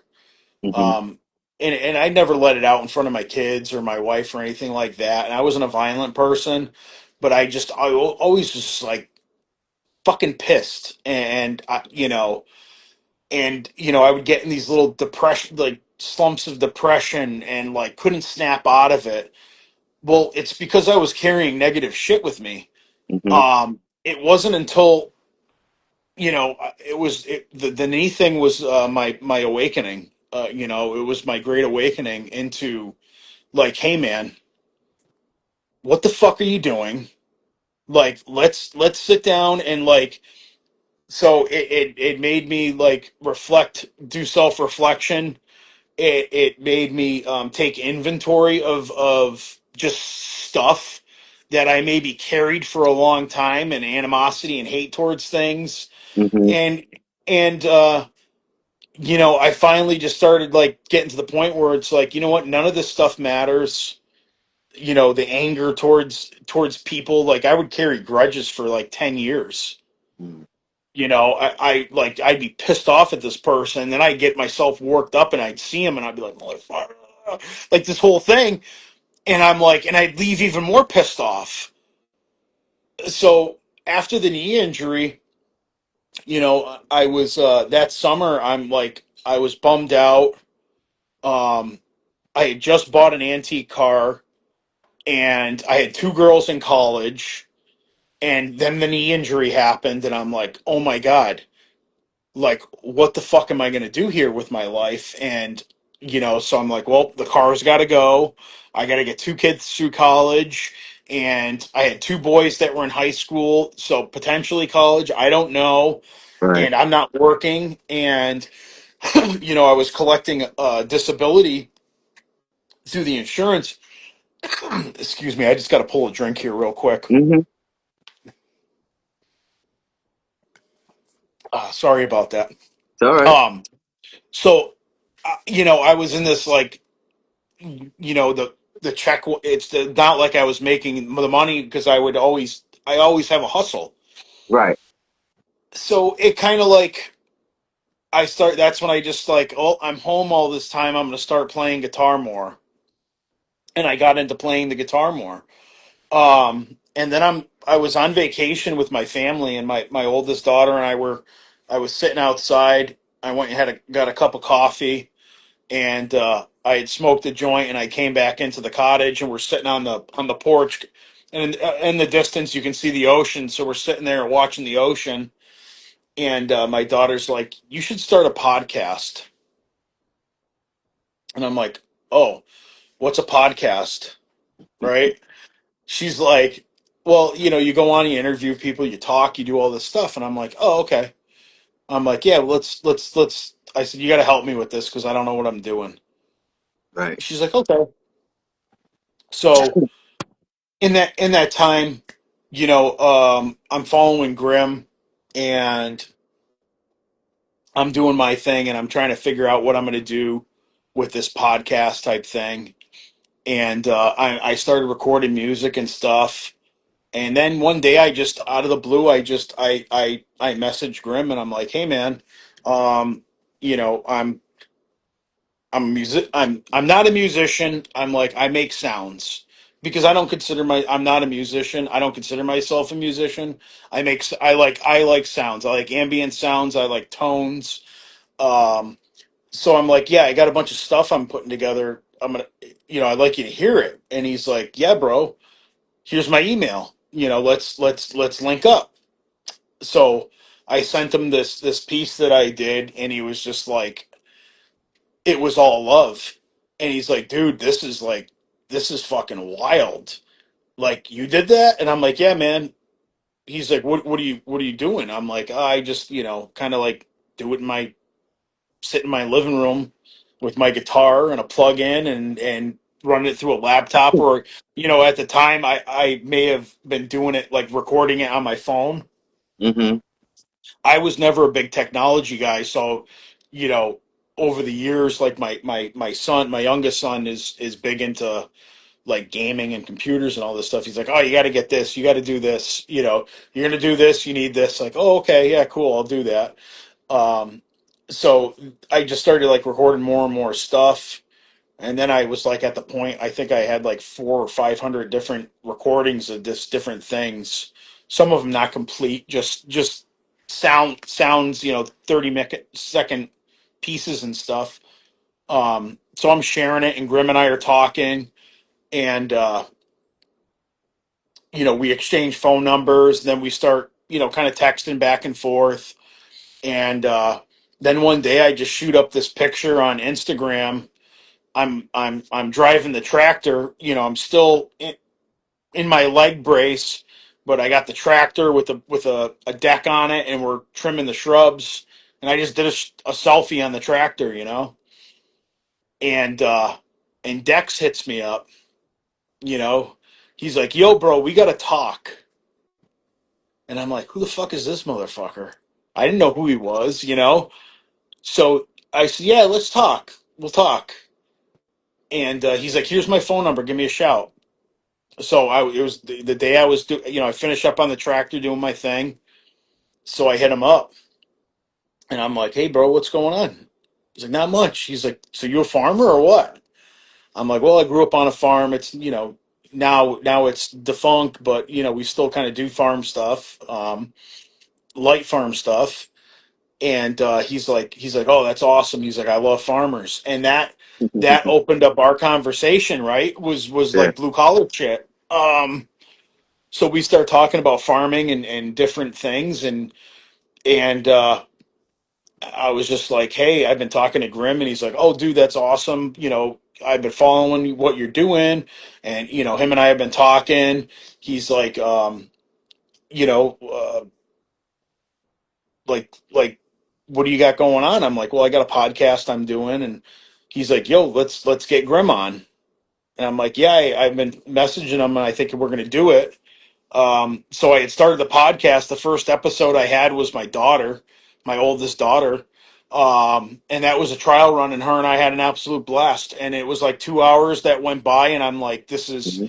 this is it. She's the one that put the bug in my ear to start it, and it opened up a doorway into conversations with people. Um, and then I had, like, I think Andy Kimball was on, musician out of California. Mhm. Kevin Michaels, another musician out of California. Um, and then I think I had Grim on. I think Grim was like the third or fourth. And it was such a deep conversation. And that, him and I were going back and forth before that. But it really opened up, um, where we were going with stuff and what we were going to do. And it kind of it started this thing. And they're like, "Hey, man, we're really down with what you're doing and who you are. We feel we're connecting with what you're doing energy wise, because we're all Mhm. operating on frequencies, right? Right. Some of us are operating up here, some of us are down here, some of us are in the middle. um, we're on this level right now with each other, which is wild. And people that haven't had the opportunity to tap into that energy, or we're all capable of doing it. Right. It's, do you want it? Do you Right. want it? How you ask for it, how you go about doing things. Be mindful of that, because it can come at you and it can come with a cost. So it's like I'm always mindful on how I think or do things, and keeping that positive upbeat energy and that attitude, which is what the podcast was about. Chewy's Road to Enlightenment. We're talking about enlightenment, spirituality, things that drive us that are positive. So that just started opening up conversations, and then it was, like these, Dex and Grim are like, "Hey, man, we want you on our team. We want you to be part of the team. You're Ghost Gang. You don't even know you're Ghost Gang." And and then we just locked in on a bunch of stuff. Went out to Pale Fest, did that first one, and it was like there was no plan. There was nothing in place. It was a bunch of guys that were coming together, and to connect. And man, it was wild. The body bag thing, throwing Grim in the body bag and dragging him out. That came from a conversation after I smoked a joint with Sid. Um, I'm like, so I was telling Grim and Dex on the ride over here, we're gonna get a, we have a body bag, and Sid's like, oh, you're gonna throw me in a body bag, and I'm like, no, no, no, no, we're dragging Grim out in a body bag, and you're gonna fucking bring him back with the music, and we're gonna stand, and TJ, who's Ghost Gang, he's a TJ's the driver, the getaway driver, our personal, our bodyguard, whatever TJ needs to be at that moment. He is at. TJ is solid, brother. A friend of mine that I pulled into this that like was not into any of the stuff that we're doing. I'm like, hey man, I'm going out to Ohio to hang out with my brothers. Do you want to go? Sure. So we drove out to Ohio and then had this crazy weekend of with shows and just like really locking in on what we were doing, Right. um because it was a you know we live pretty far apart from each other, so it's not like we see each other a lot, but we're in constant communication, whether it's Right. text or phone calls or an email. Like there's not a day that goes by that one of us doesn't check in on each other, and if we don't check in on the other person, hey, did you talk to him? Yep. Okay, good. Like we're cool. Everybody's cool. Um, so it opened up the door, and it opened up the reality of like, hey, we can do this stuff together, and when we're together we can accomplish some pretty fucking awesome stuff. Right. There's an energy that Ghost Gang is more than just a saying. It's tapping into the other side, and loved ones and friends and family, whatever, influences that help you, there, that little tap on your shoulder, like that tells you to take a right hand turn instead of going left and getting in a car accident. That's Ghost Gang. That's there's Yeah. we're when you're tapped into that, and you're receptible to it, and open to it. um there's a lot of good stuff that can come from it. I mean, there's definitely bad shit that happens, but the good definitely outweighs the bad. Right. And that mindset of what Grim was doing and what Dex was doing. It was something that I had been looking for, and I didn't know I was looking for it. Um, and I had all this stuff built up now that I'm like, dude, I'm gonna start painting again, right? So I start painting. So I'm doing paintings. Like I immersed myself into painting for like it was months, like months, just sitting there painting, doing some like just some positive stuff, you know. So I started doing that, and then it was like doing the music stuff, and then it's like, hey, we're going to shoot a music video. Let's go shoot the music video. We do the music video. That was a fucking wild, down in behind the. I'm sure people know they've seen the hints and stuff behind the Edgar Allan Poe Museum, Mhm. down in Baltimore. Going to his gravesite, and visiting him. Going to the Baltimore cemetery, and just being there again when we're all together. It's like this, it's the foundations there, and everything's locked in.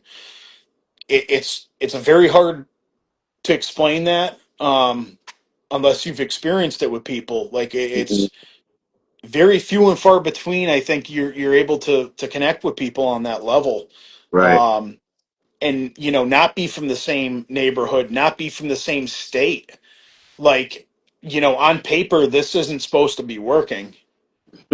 Right. If we were going by the music industry and Hollywood, this doesn't work on paper, but on another level it works for us because, like I said, we're just locked in on a different level.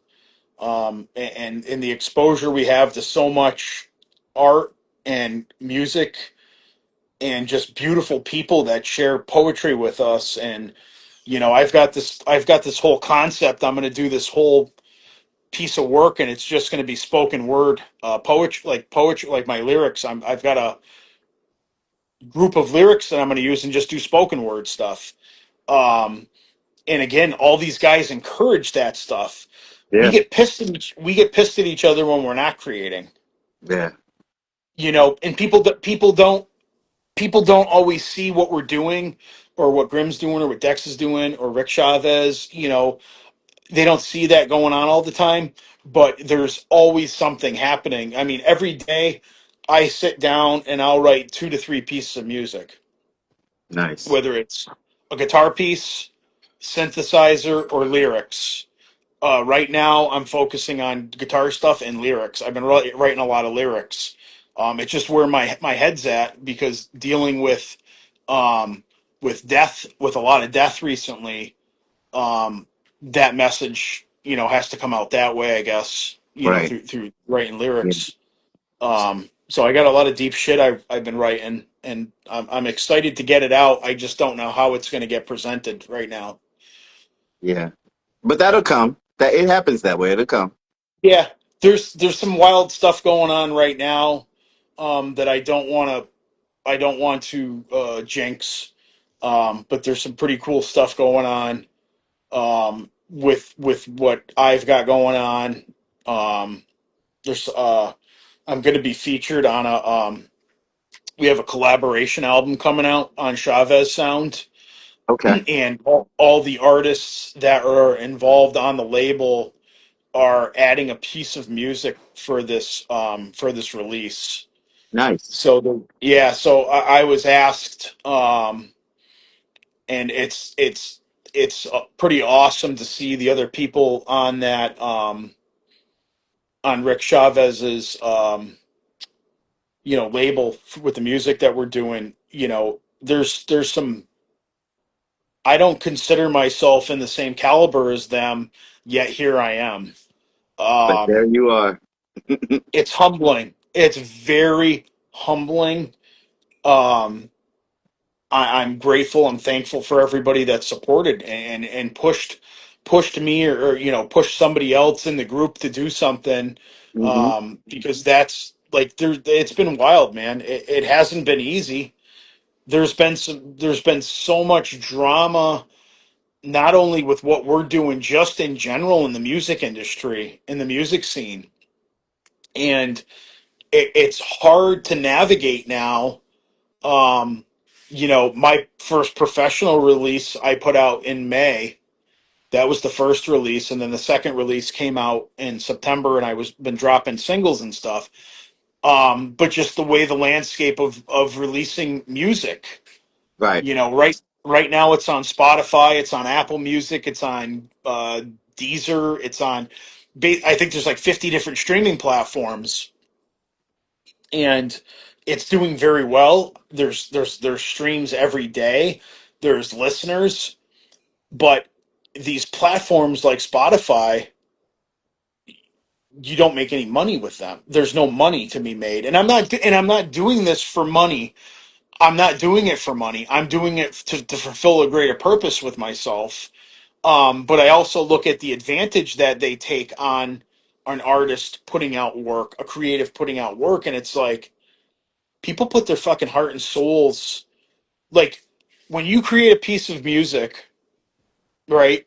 You don't have to share it with anybody.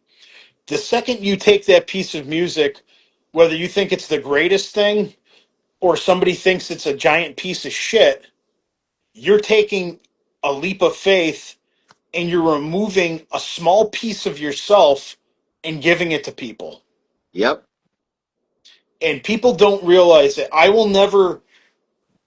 I don't, and I try not to do this, I will never say that I hate a musician or hate music. Right. It's just, that's not my thing. Or you know what? I just don't vibe with that. That beat does, I don't vibe with that. But you know what? I know there's other people that enjoy that. And that's fucking awesome. Hmm. Not everybody is going to want to listen to Taylor Swift. Right. And I know she has a fan base. I cannot stand Taylor Swift. It's not my thing, but you know what? That's cool. It's cool. People vibe to that and they want to be that's awesome. If that works for you, that's awesome. Then like I'll live and die like bands like, Slipknot, Mastodon. Mastodon's probably one of my. It's like one or two, number one or two bands like that. Gojira, Led Zeppelin, Queen, Queens of the Stone Age, like bands like that. That I'm like, what the fuck? You don't want to listen to that? And they're like, no, it's not my thing. It's like, no, okay, but also when I'm listening to music, I'm not just listening to music. I'm listening to color. I'm listening to shapes. I'm listening to, I build a soundscape in my head when I'm listening to a song. There's a lot of color. There's a lot of energy. Again, there's some songs where if I'm like, I won't listen to while I'm driving because I need to be parked because I get so immersed in it. I'm Yeah, like literally like zoning out to the song and locking in on it. yeah. Um, which is great, but it's also a curse when it comes to certain things. It's like, man, can't I just listen to a piece of fucking music and not be emotionally connected to it? But Like isn't if that the I lock, beautiful thing about art, though? That's the beautiful thing about it is that it affects everyone in a different way, it and does. that it comes from a place that's beyond us.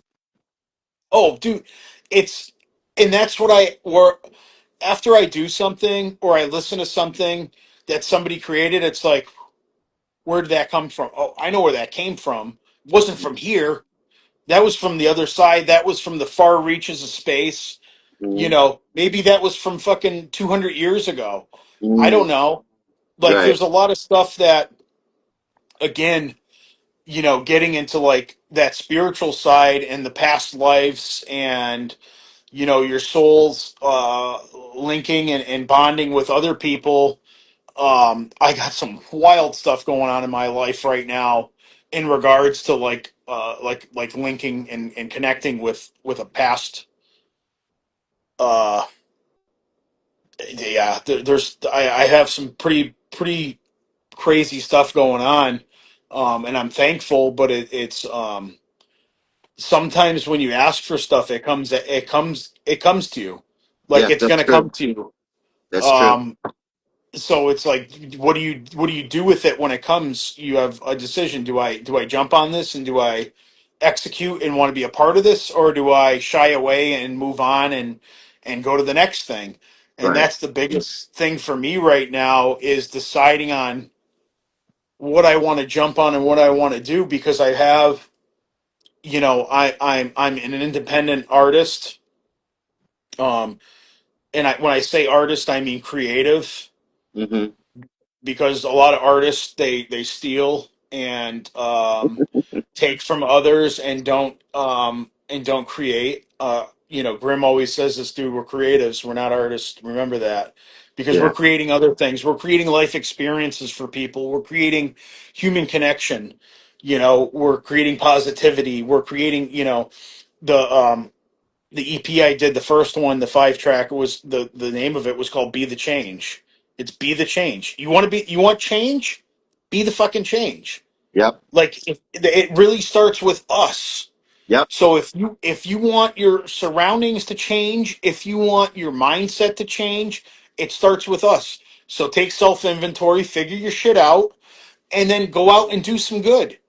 Help some people out. I mean, it's so now more than ever, holding a door for someone, saying thank you, buying that little old lady or old man a coffee, yeah, maybe picking up their grocery tab if you have the means to do that. I yeah. mean, it's little stuff like that that changes the trajectory of that person's day, True, but it's also a domino effect, right? true. So if I'm good to you, you're gonna I know you're gonna go and you're gonna be like, oh yeah, man, he held it. Okay, I'm holding the door. I'm doing this. You know what? I'm gonna do this, and then that person gets affected by. So if we can infect each other with positivity, and we can infect each other with being good people and putting other people before yourself. Right. I mean, that's really what it's about. You got to put other people ahead of yourself. hmm The second I people agree. can do that, I think, the world will be a lot better of a place. It definitely be easier to navigate. I mean, how awesome would it be if everybody was just decent and just like Again, take religion out of it, take politics out of it, take all that shit out, and just like, hey, I'm gonna be a good person. Right. I don't care who the fuck you voted for. I don't care who the president is. I don't care. None of that shit matters because it matters, I guess, to some people in that bubble, like right there, that little fucking circle that they're in. But in the grand scheme of things, it doesn't matter Right. because at the end, what are we left with? We're left with, was I good enough? Did I stand on my morals? Did I do everything I could do for other people? Yeah. Am I going to be greeted at the pearly gates, or am I going to, or whatever it is? I don't Right. know. Right. Right. But that's the shit that goes through my mind now, and it never did, until I started doing the stuff with Grim and Yeah. Dex. Yeah. That infectious love of helping people, philanthropy, Yeah. and just being a good person. Like it's so fucking easy to be good. It's so Yeah. easy. And it feels good. It affects you in a different way. Absolutely. It's I call it like it's my cheap high, right? It's my quick fix, that little boost of serotonin, like Hmm.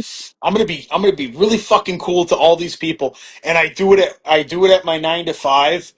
Like I'll show up in the morning, I got my coffee, I ate my egg wrap. Hey man, how's it going? Fucking shitty. Why is it shitty? Because I'm here. Well, it beats being underground. Yeah. If beats not having a job, Yeah. doesn't it? Well, yeah, I guess you're right. Dude, the sun's shining. You're outside right now. I'm like, what are we talking about? Right. And that flips the day. Like I do that every day, and there's one dude in particular that's just fucking miserable, and I like kill him with kindness, and then he like comes around. He's like, cool. Like, oh yeah, oh yeah. And then he starts joking and laughing, and then everybody else starts joking and laughing, and then the day goes good. Yeah.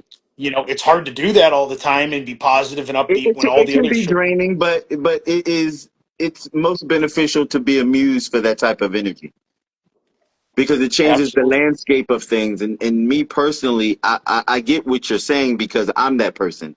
I don't want to be in a miserable environment.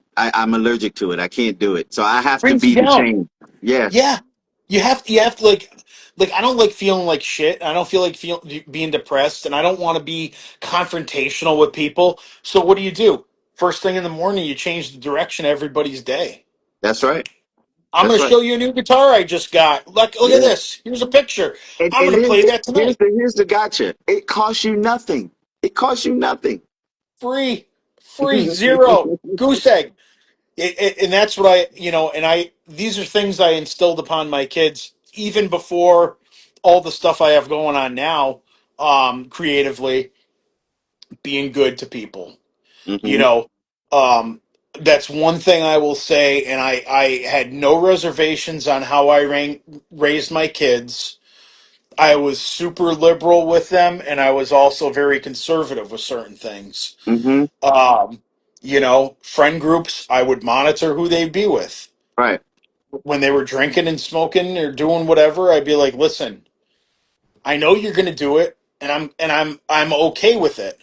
I'm not going to supply nor give it to you, but just know if you're in a situation and you need a ride or you have friends that need a ride, call me.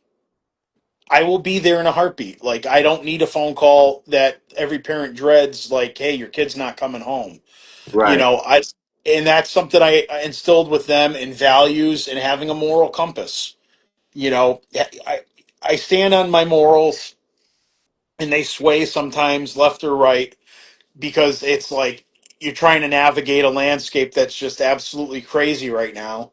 Um, but I think if you stand on your core values, you know, being good, being courteous, putting other people before yourself, everything else kind of just sheds away, right? All that Yeah. negative shit, the other stuff, and the stuff that matters actually happens, and good things come of that. So Yeah. that's like again, like it's so easy to be kind, it's so easy to be courteous, and it's free. It doesn't cost you a Right. thing. So I Doesn't have an cost you a thing. important question for you. Shoot. What is Chewy's road to enlightenment? What is that? So Chewy's Road to Enlightenment is the podcast that I started. I put it on pause. I haven't done an episode in about a year. Um, and it's just because my head has been other places creatively. Hmm. Um, that came out of the knee injury. That came out of me having my defining moment or my wake up call to I've got a lot to say. I like conversation with people, and I changed my outlook on life. And it went from holding shit and carrying a burden of negative thought and energy to being a positive person and getting my life back on track, mentally and spiritually. Um, and I wanted to engage with people and have positive conversation about the positive influences they had in their lives. Hmm. That was the whole concept behind it. And I think I did 17 episodes or something. Um, but each one was so unique and so different, but impactful in a different way. Gotcha. And I look at those episodes and I'm like, man, for somebody that didn't have really any idea what a podcast was when it started, to having some pretty amazing guests on there, and then I was at a point where I'm like, okay, I got all this other stuff I got to do. The podcast was on top of it, so I'm like, I need to take a break, and I want to figure out how to relaunch it because I didn't do video in it. It was all live streamed. I Okay. would do it through a Podbean through that app, and then I would drop the live stream without editing it. And I love doing live streams because it's raw and it's in the moment. Yeah. You're not taking that back, or you're not like, oh shit, don't put that part in there. It's like, no, dude, Yeah. I'm be with you. mindful. I hate too much editing. I hate it.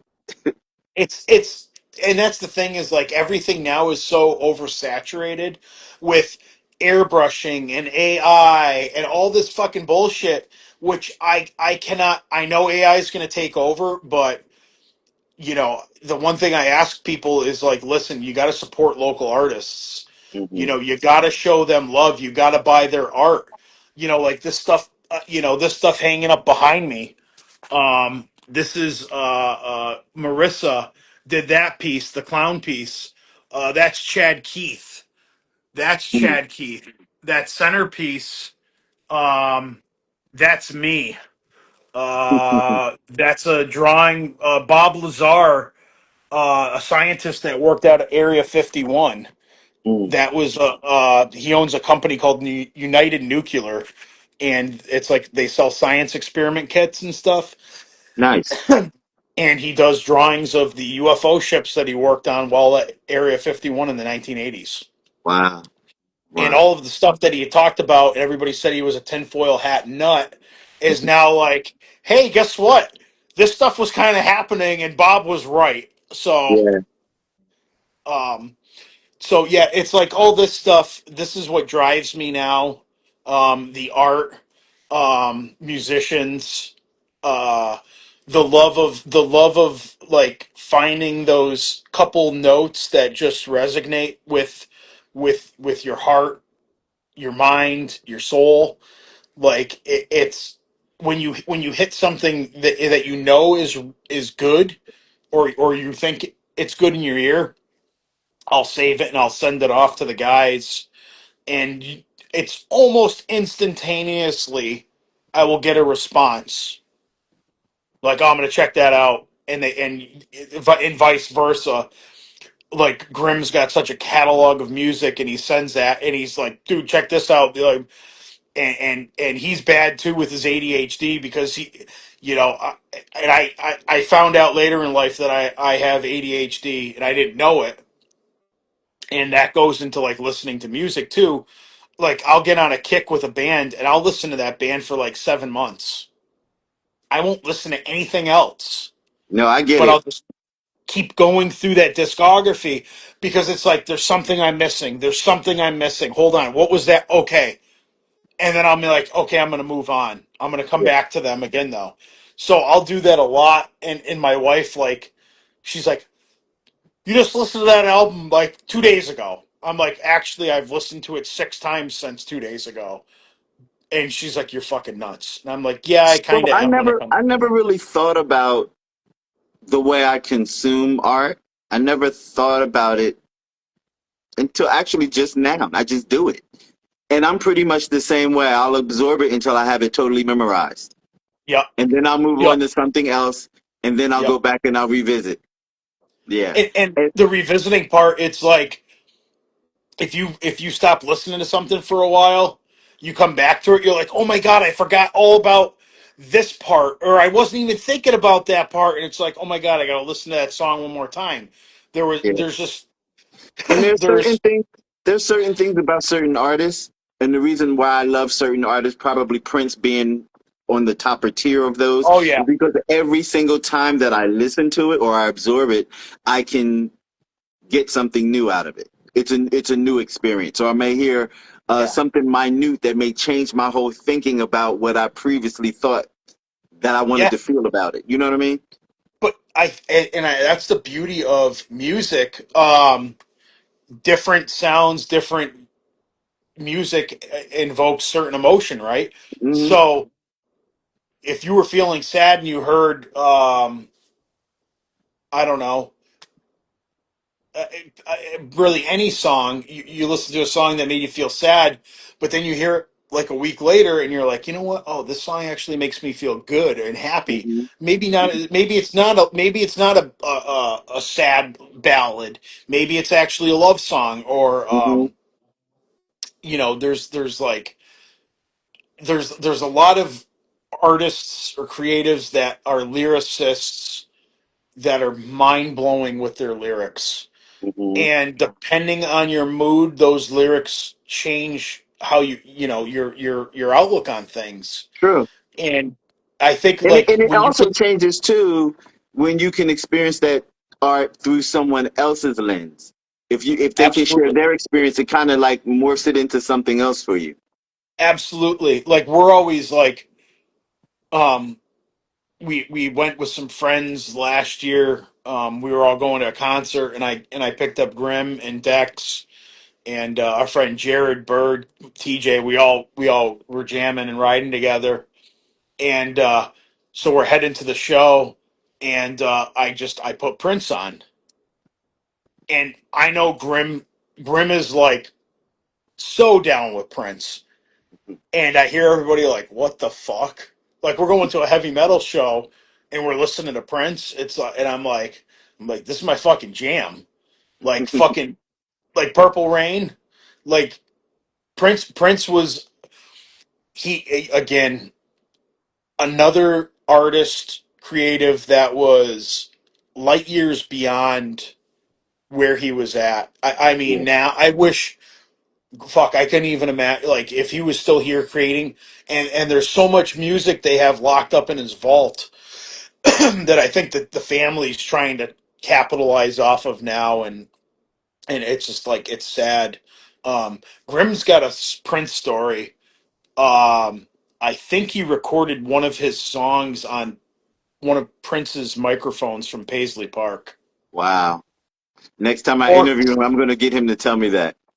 ask him about that. Or he may have held it or had an experience with it, but I know he was around a microphone from that Prince used to record on. Wow. And that stuff too, that's, people don't realize that stuff holds a certain energy Oh too. yeah, Um, definitely.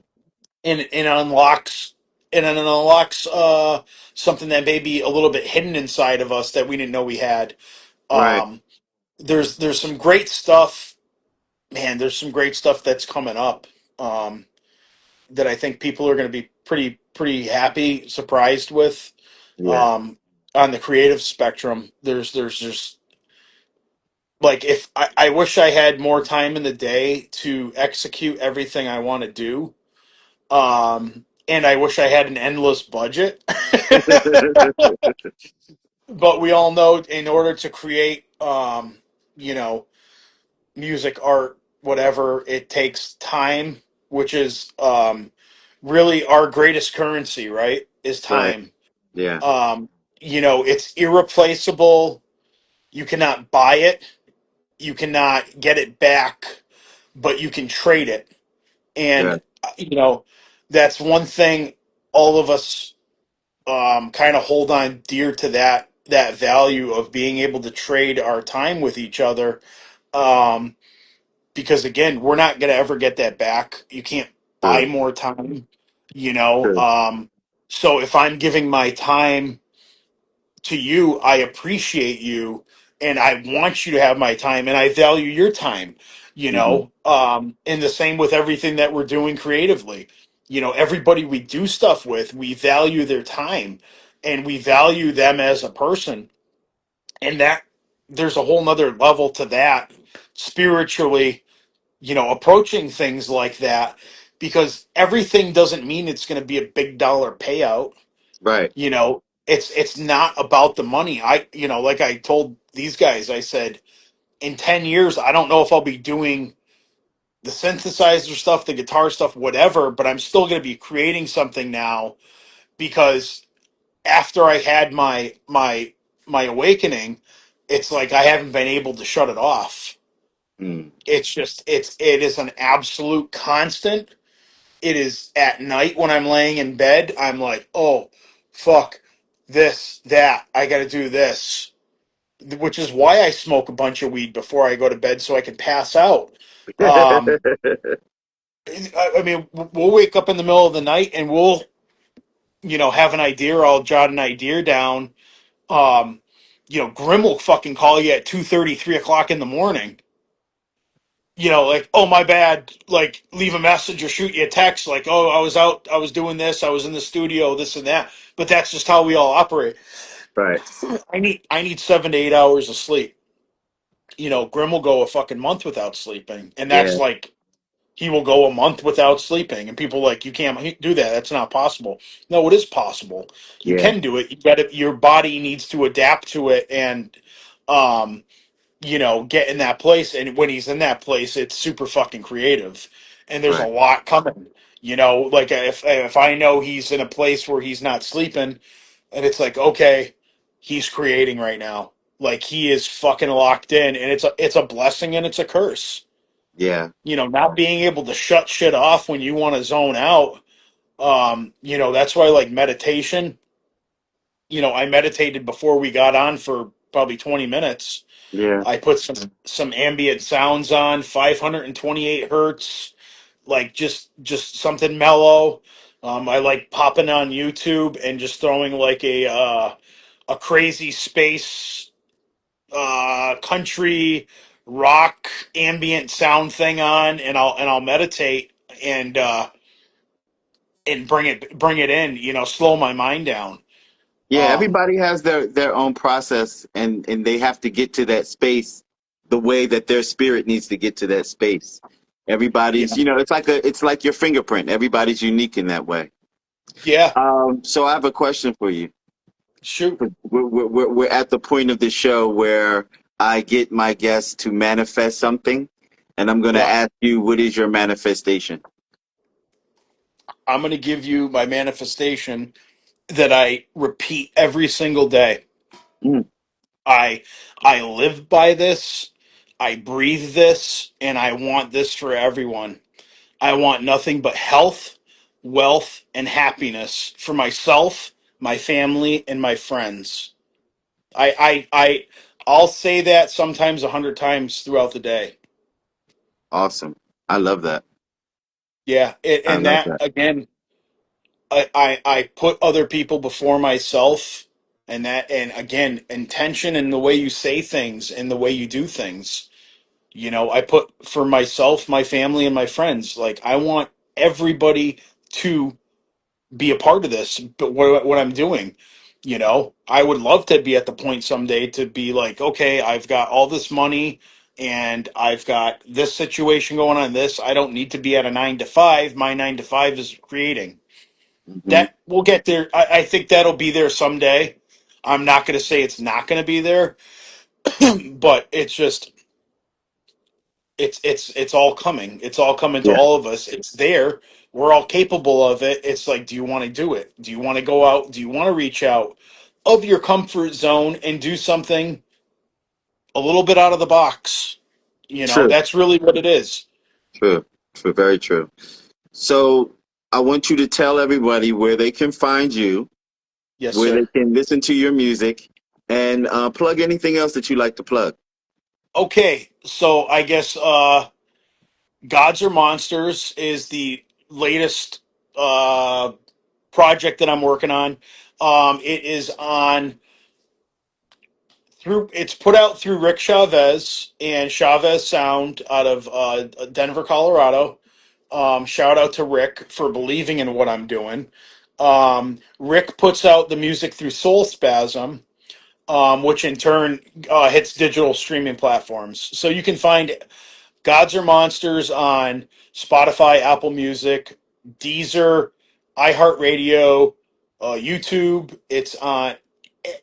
I want to say it's like 55 or 60 different streaming platforms. They have a very big reach when it comes to the digital streaming stuff. Nice. And that also streams, I believe, in Europe as well. I think it's actually global. Because I think I have a listener down in Australia, a couple Cool. from the UK. Yeah, Good. like it's wild when you start because they're like, "Hey, you got to look at your stuff, look at your artist info," and I'm like, "Yeah," and then they're like, "No, seriously, look at your stuff." So I have Dex on as an admin. Rick is on and as an administrator as well, so they can Hmm. like reel me back in. So yeah, all that stuff is available. Um, there may be a change up in the next couple months on availability on the new music. I'm thinking about doing it on a different platform as far as still distributed through Rick Chavez, but I'm toying with the idea of putting stuff on Bandcamp. It's just a little bit more creative and artist friendly, Right. and it won't be on Spotify.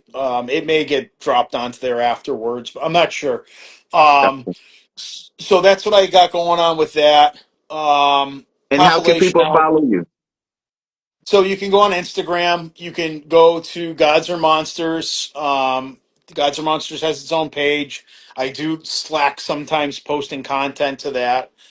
I usually cross post with my Tim Young 90 page, which was my personal page that just turned into all the crazy shit I got going on. So you can hit me up on Tim Young 90, or you can go to the Chewy's Road to Enlightenment webpage, which is active on Instagram. And I usually try to cross post with stuff on there too. That is going to be getting revamped and coming back in some one form or another. Um, there is a podcast that we are supposed to do in regards to Grim TV as well. So Dex and I co-run Grim TV, and all the creative stuff going on there. Him and I, jump on with input for each other and kind of work off each other with that.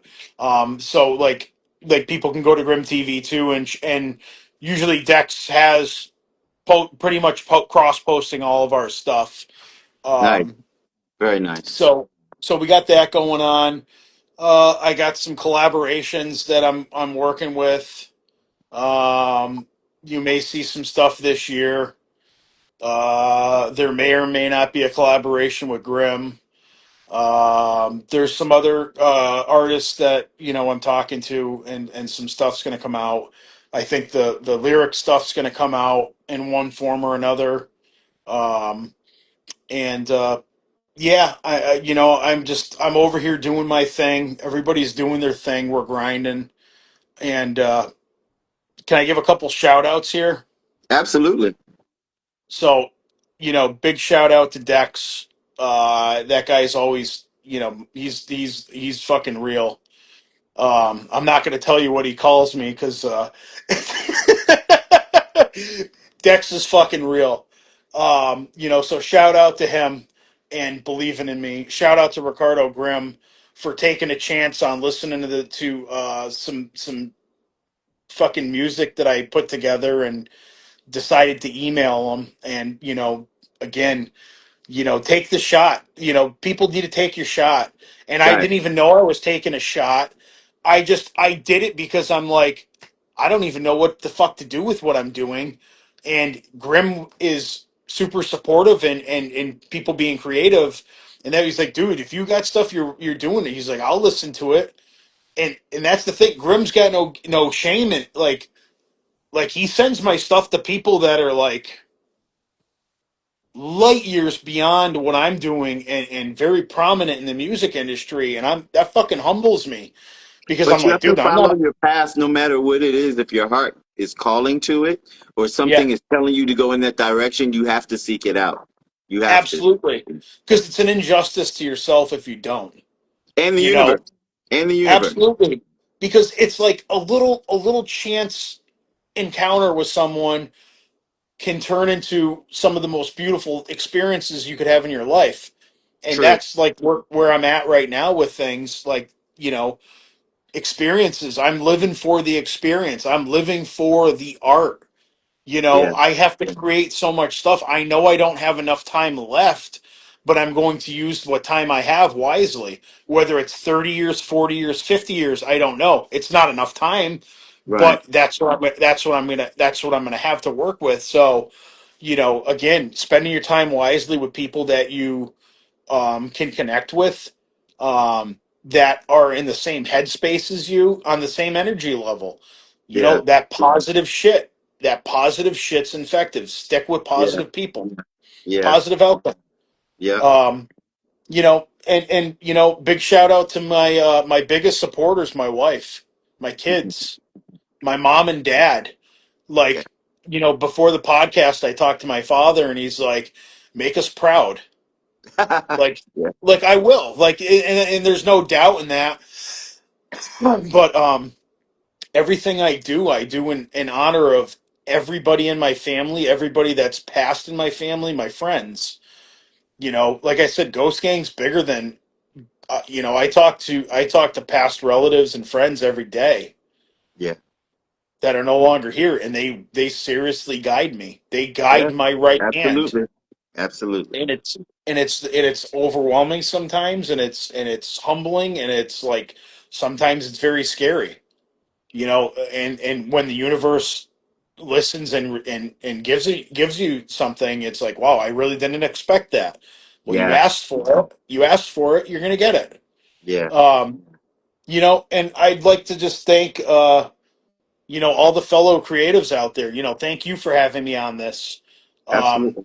you know, I enjoy conversation. I enjoy positive interaction with people. This is the stuff I live for, is just interacting and talking to people. Like, Yeah. that's, I'll talk all day to people, and as long as people are cool, I'll sit there 10, 12 hours and talk to you. Yeah. Because I like people's stories. I want to hear what people have to say. Shout out to Slipknot for lighting that fire in that 18-year-old kid, 19-year-old kid when that first album came out, and changed the music trajectory for me. You know, shout out to Mastodon. Fucking rest in power, Brent Hines. That death affected me in more ways than one. Mm. And I'll have a conversation. We'll have a conversation about that another time, after things, whatever is going to happen happens. But there's a lot of emotion, and there's a lot of guidance that comes through certain situations, and I'm feeling it now.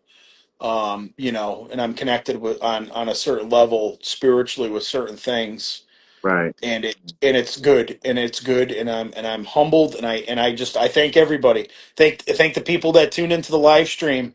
You Yeah. know, I appreciate everybody that tuned in. I appreciate people that are going to listen once this is done. You know, again, thanks for the conversation. Love you, man. Yeah. Yeah. I enjoyed this conversation, and I'm glad that I got to know more about you. I And appreciate that. I do. The last time that I spoke with you, you popped on Grimm's interview, and you were very intriguing to me then. So I'm glad we had this time. I want to shout out to Ghost Gang for always choosing me to be a platform that you would like to come and showcase things. So Yeah. I'm definitely grateful. Yeah, dude. No, really, it's again when you have a connection with people and you enjoy conversation and you can feel their presence. Mm, That's where I want to choose. That's where I choose to spend my time. That's where I want to absolutely. be. I want to be around people that are of the same headspace and that positive projection. So, yeah, Right. man. Anytime you want to have a conversation, um, stuff is going to be getting wild pretty soon. So you're going to see a lot of growth, which is going to be it's going to be really good. There's a lot of good stuff coming up. Yeah, I'm here for all of it. Awesome, I man. appreciate you, brother. Tell the gang I said what's up. I Peace and definitely love. will. All right. Thank you very much. Thanks All right, again, brother. man. All Be right. safe. You Bye too. bye.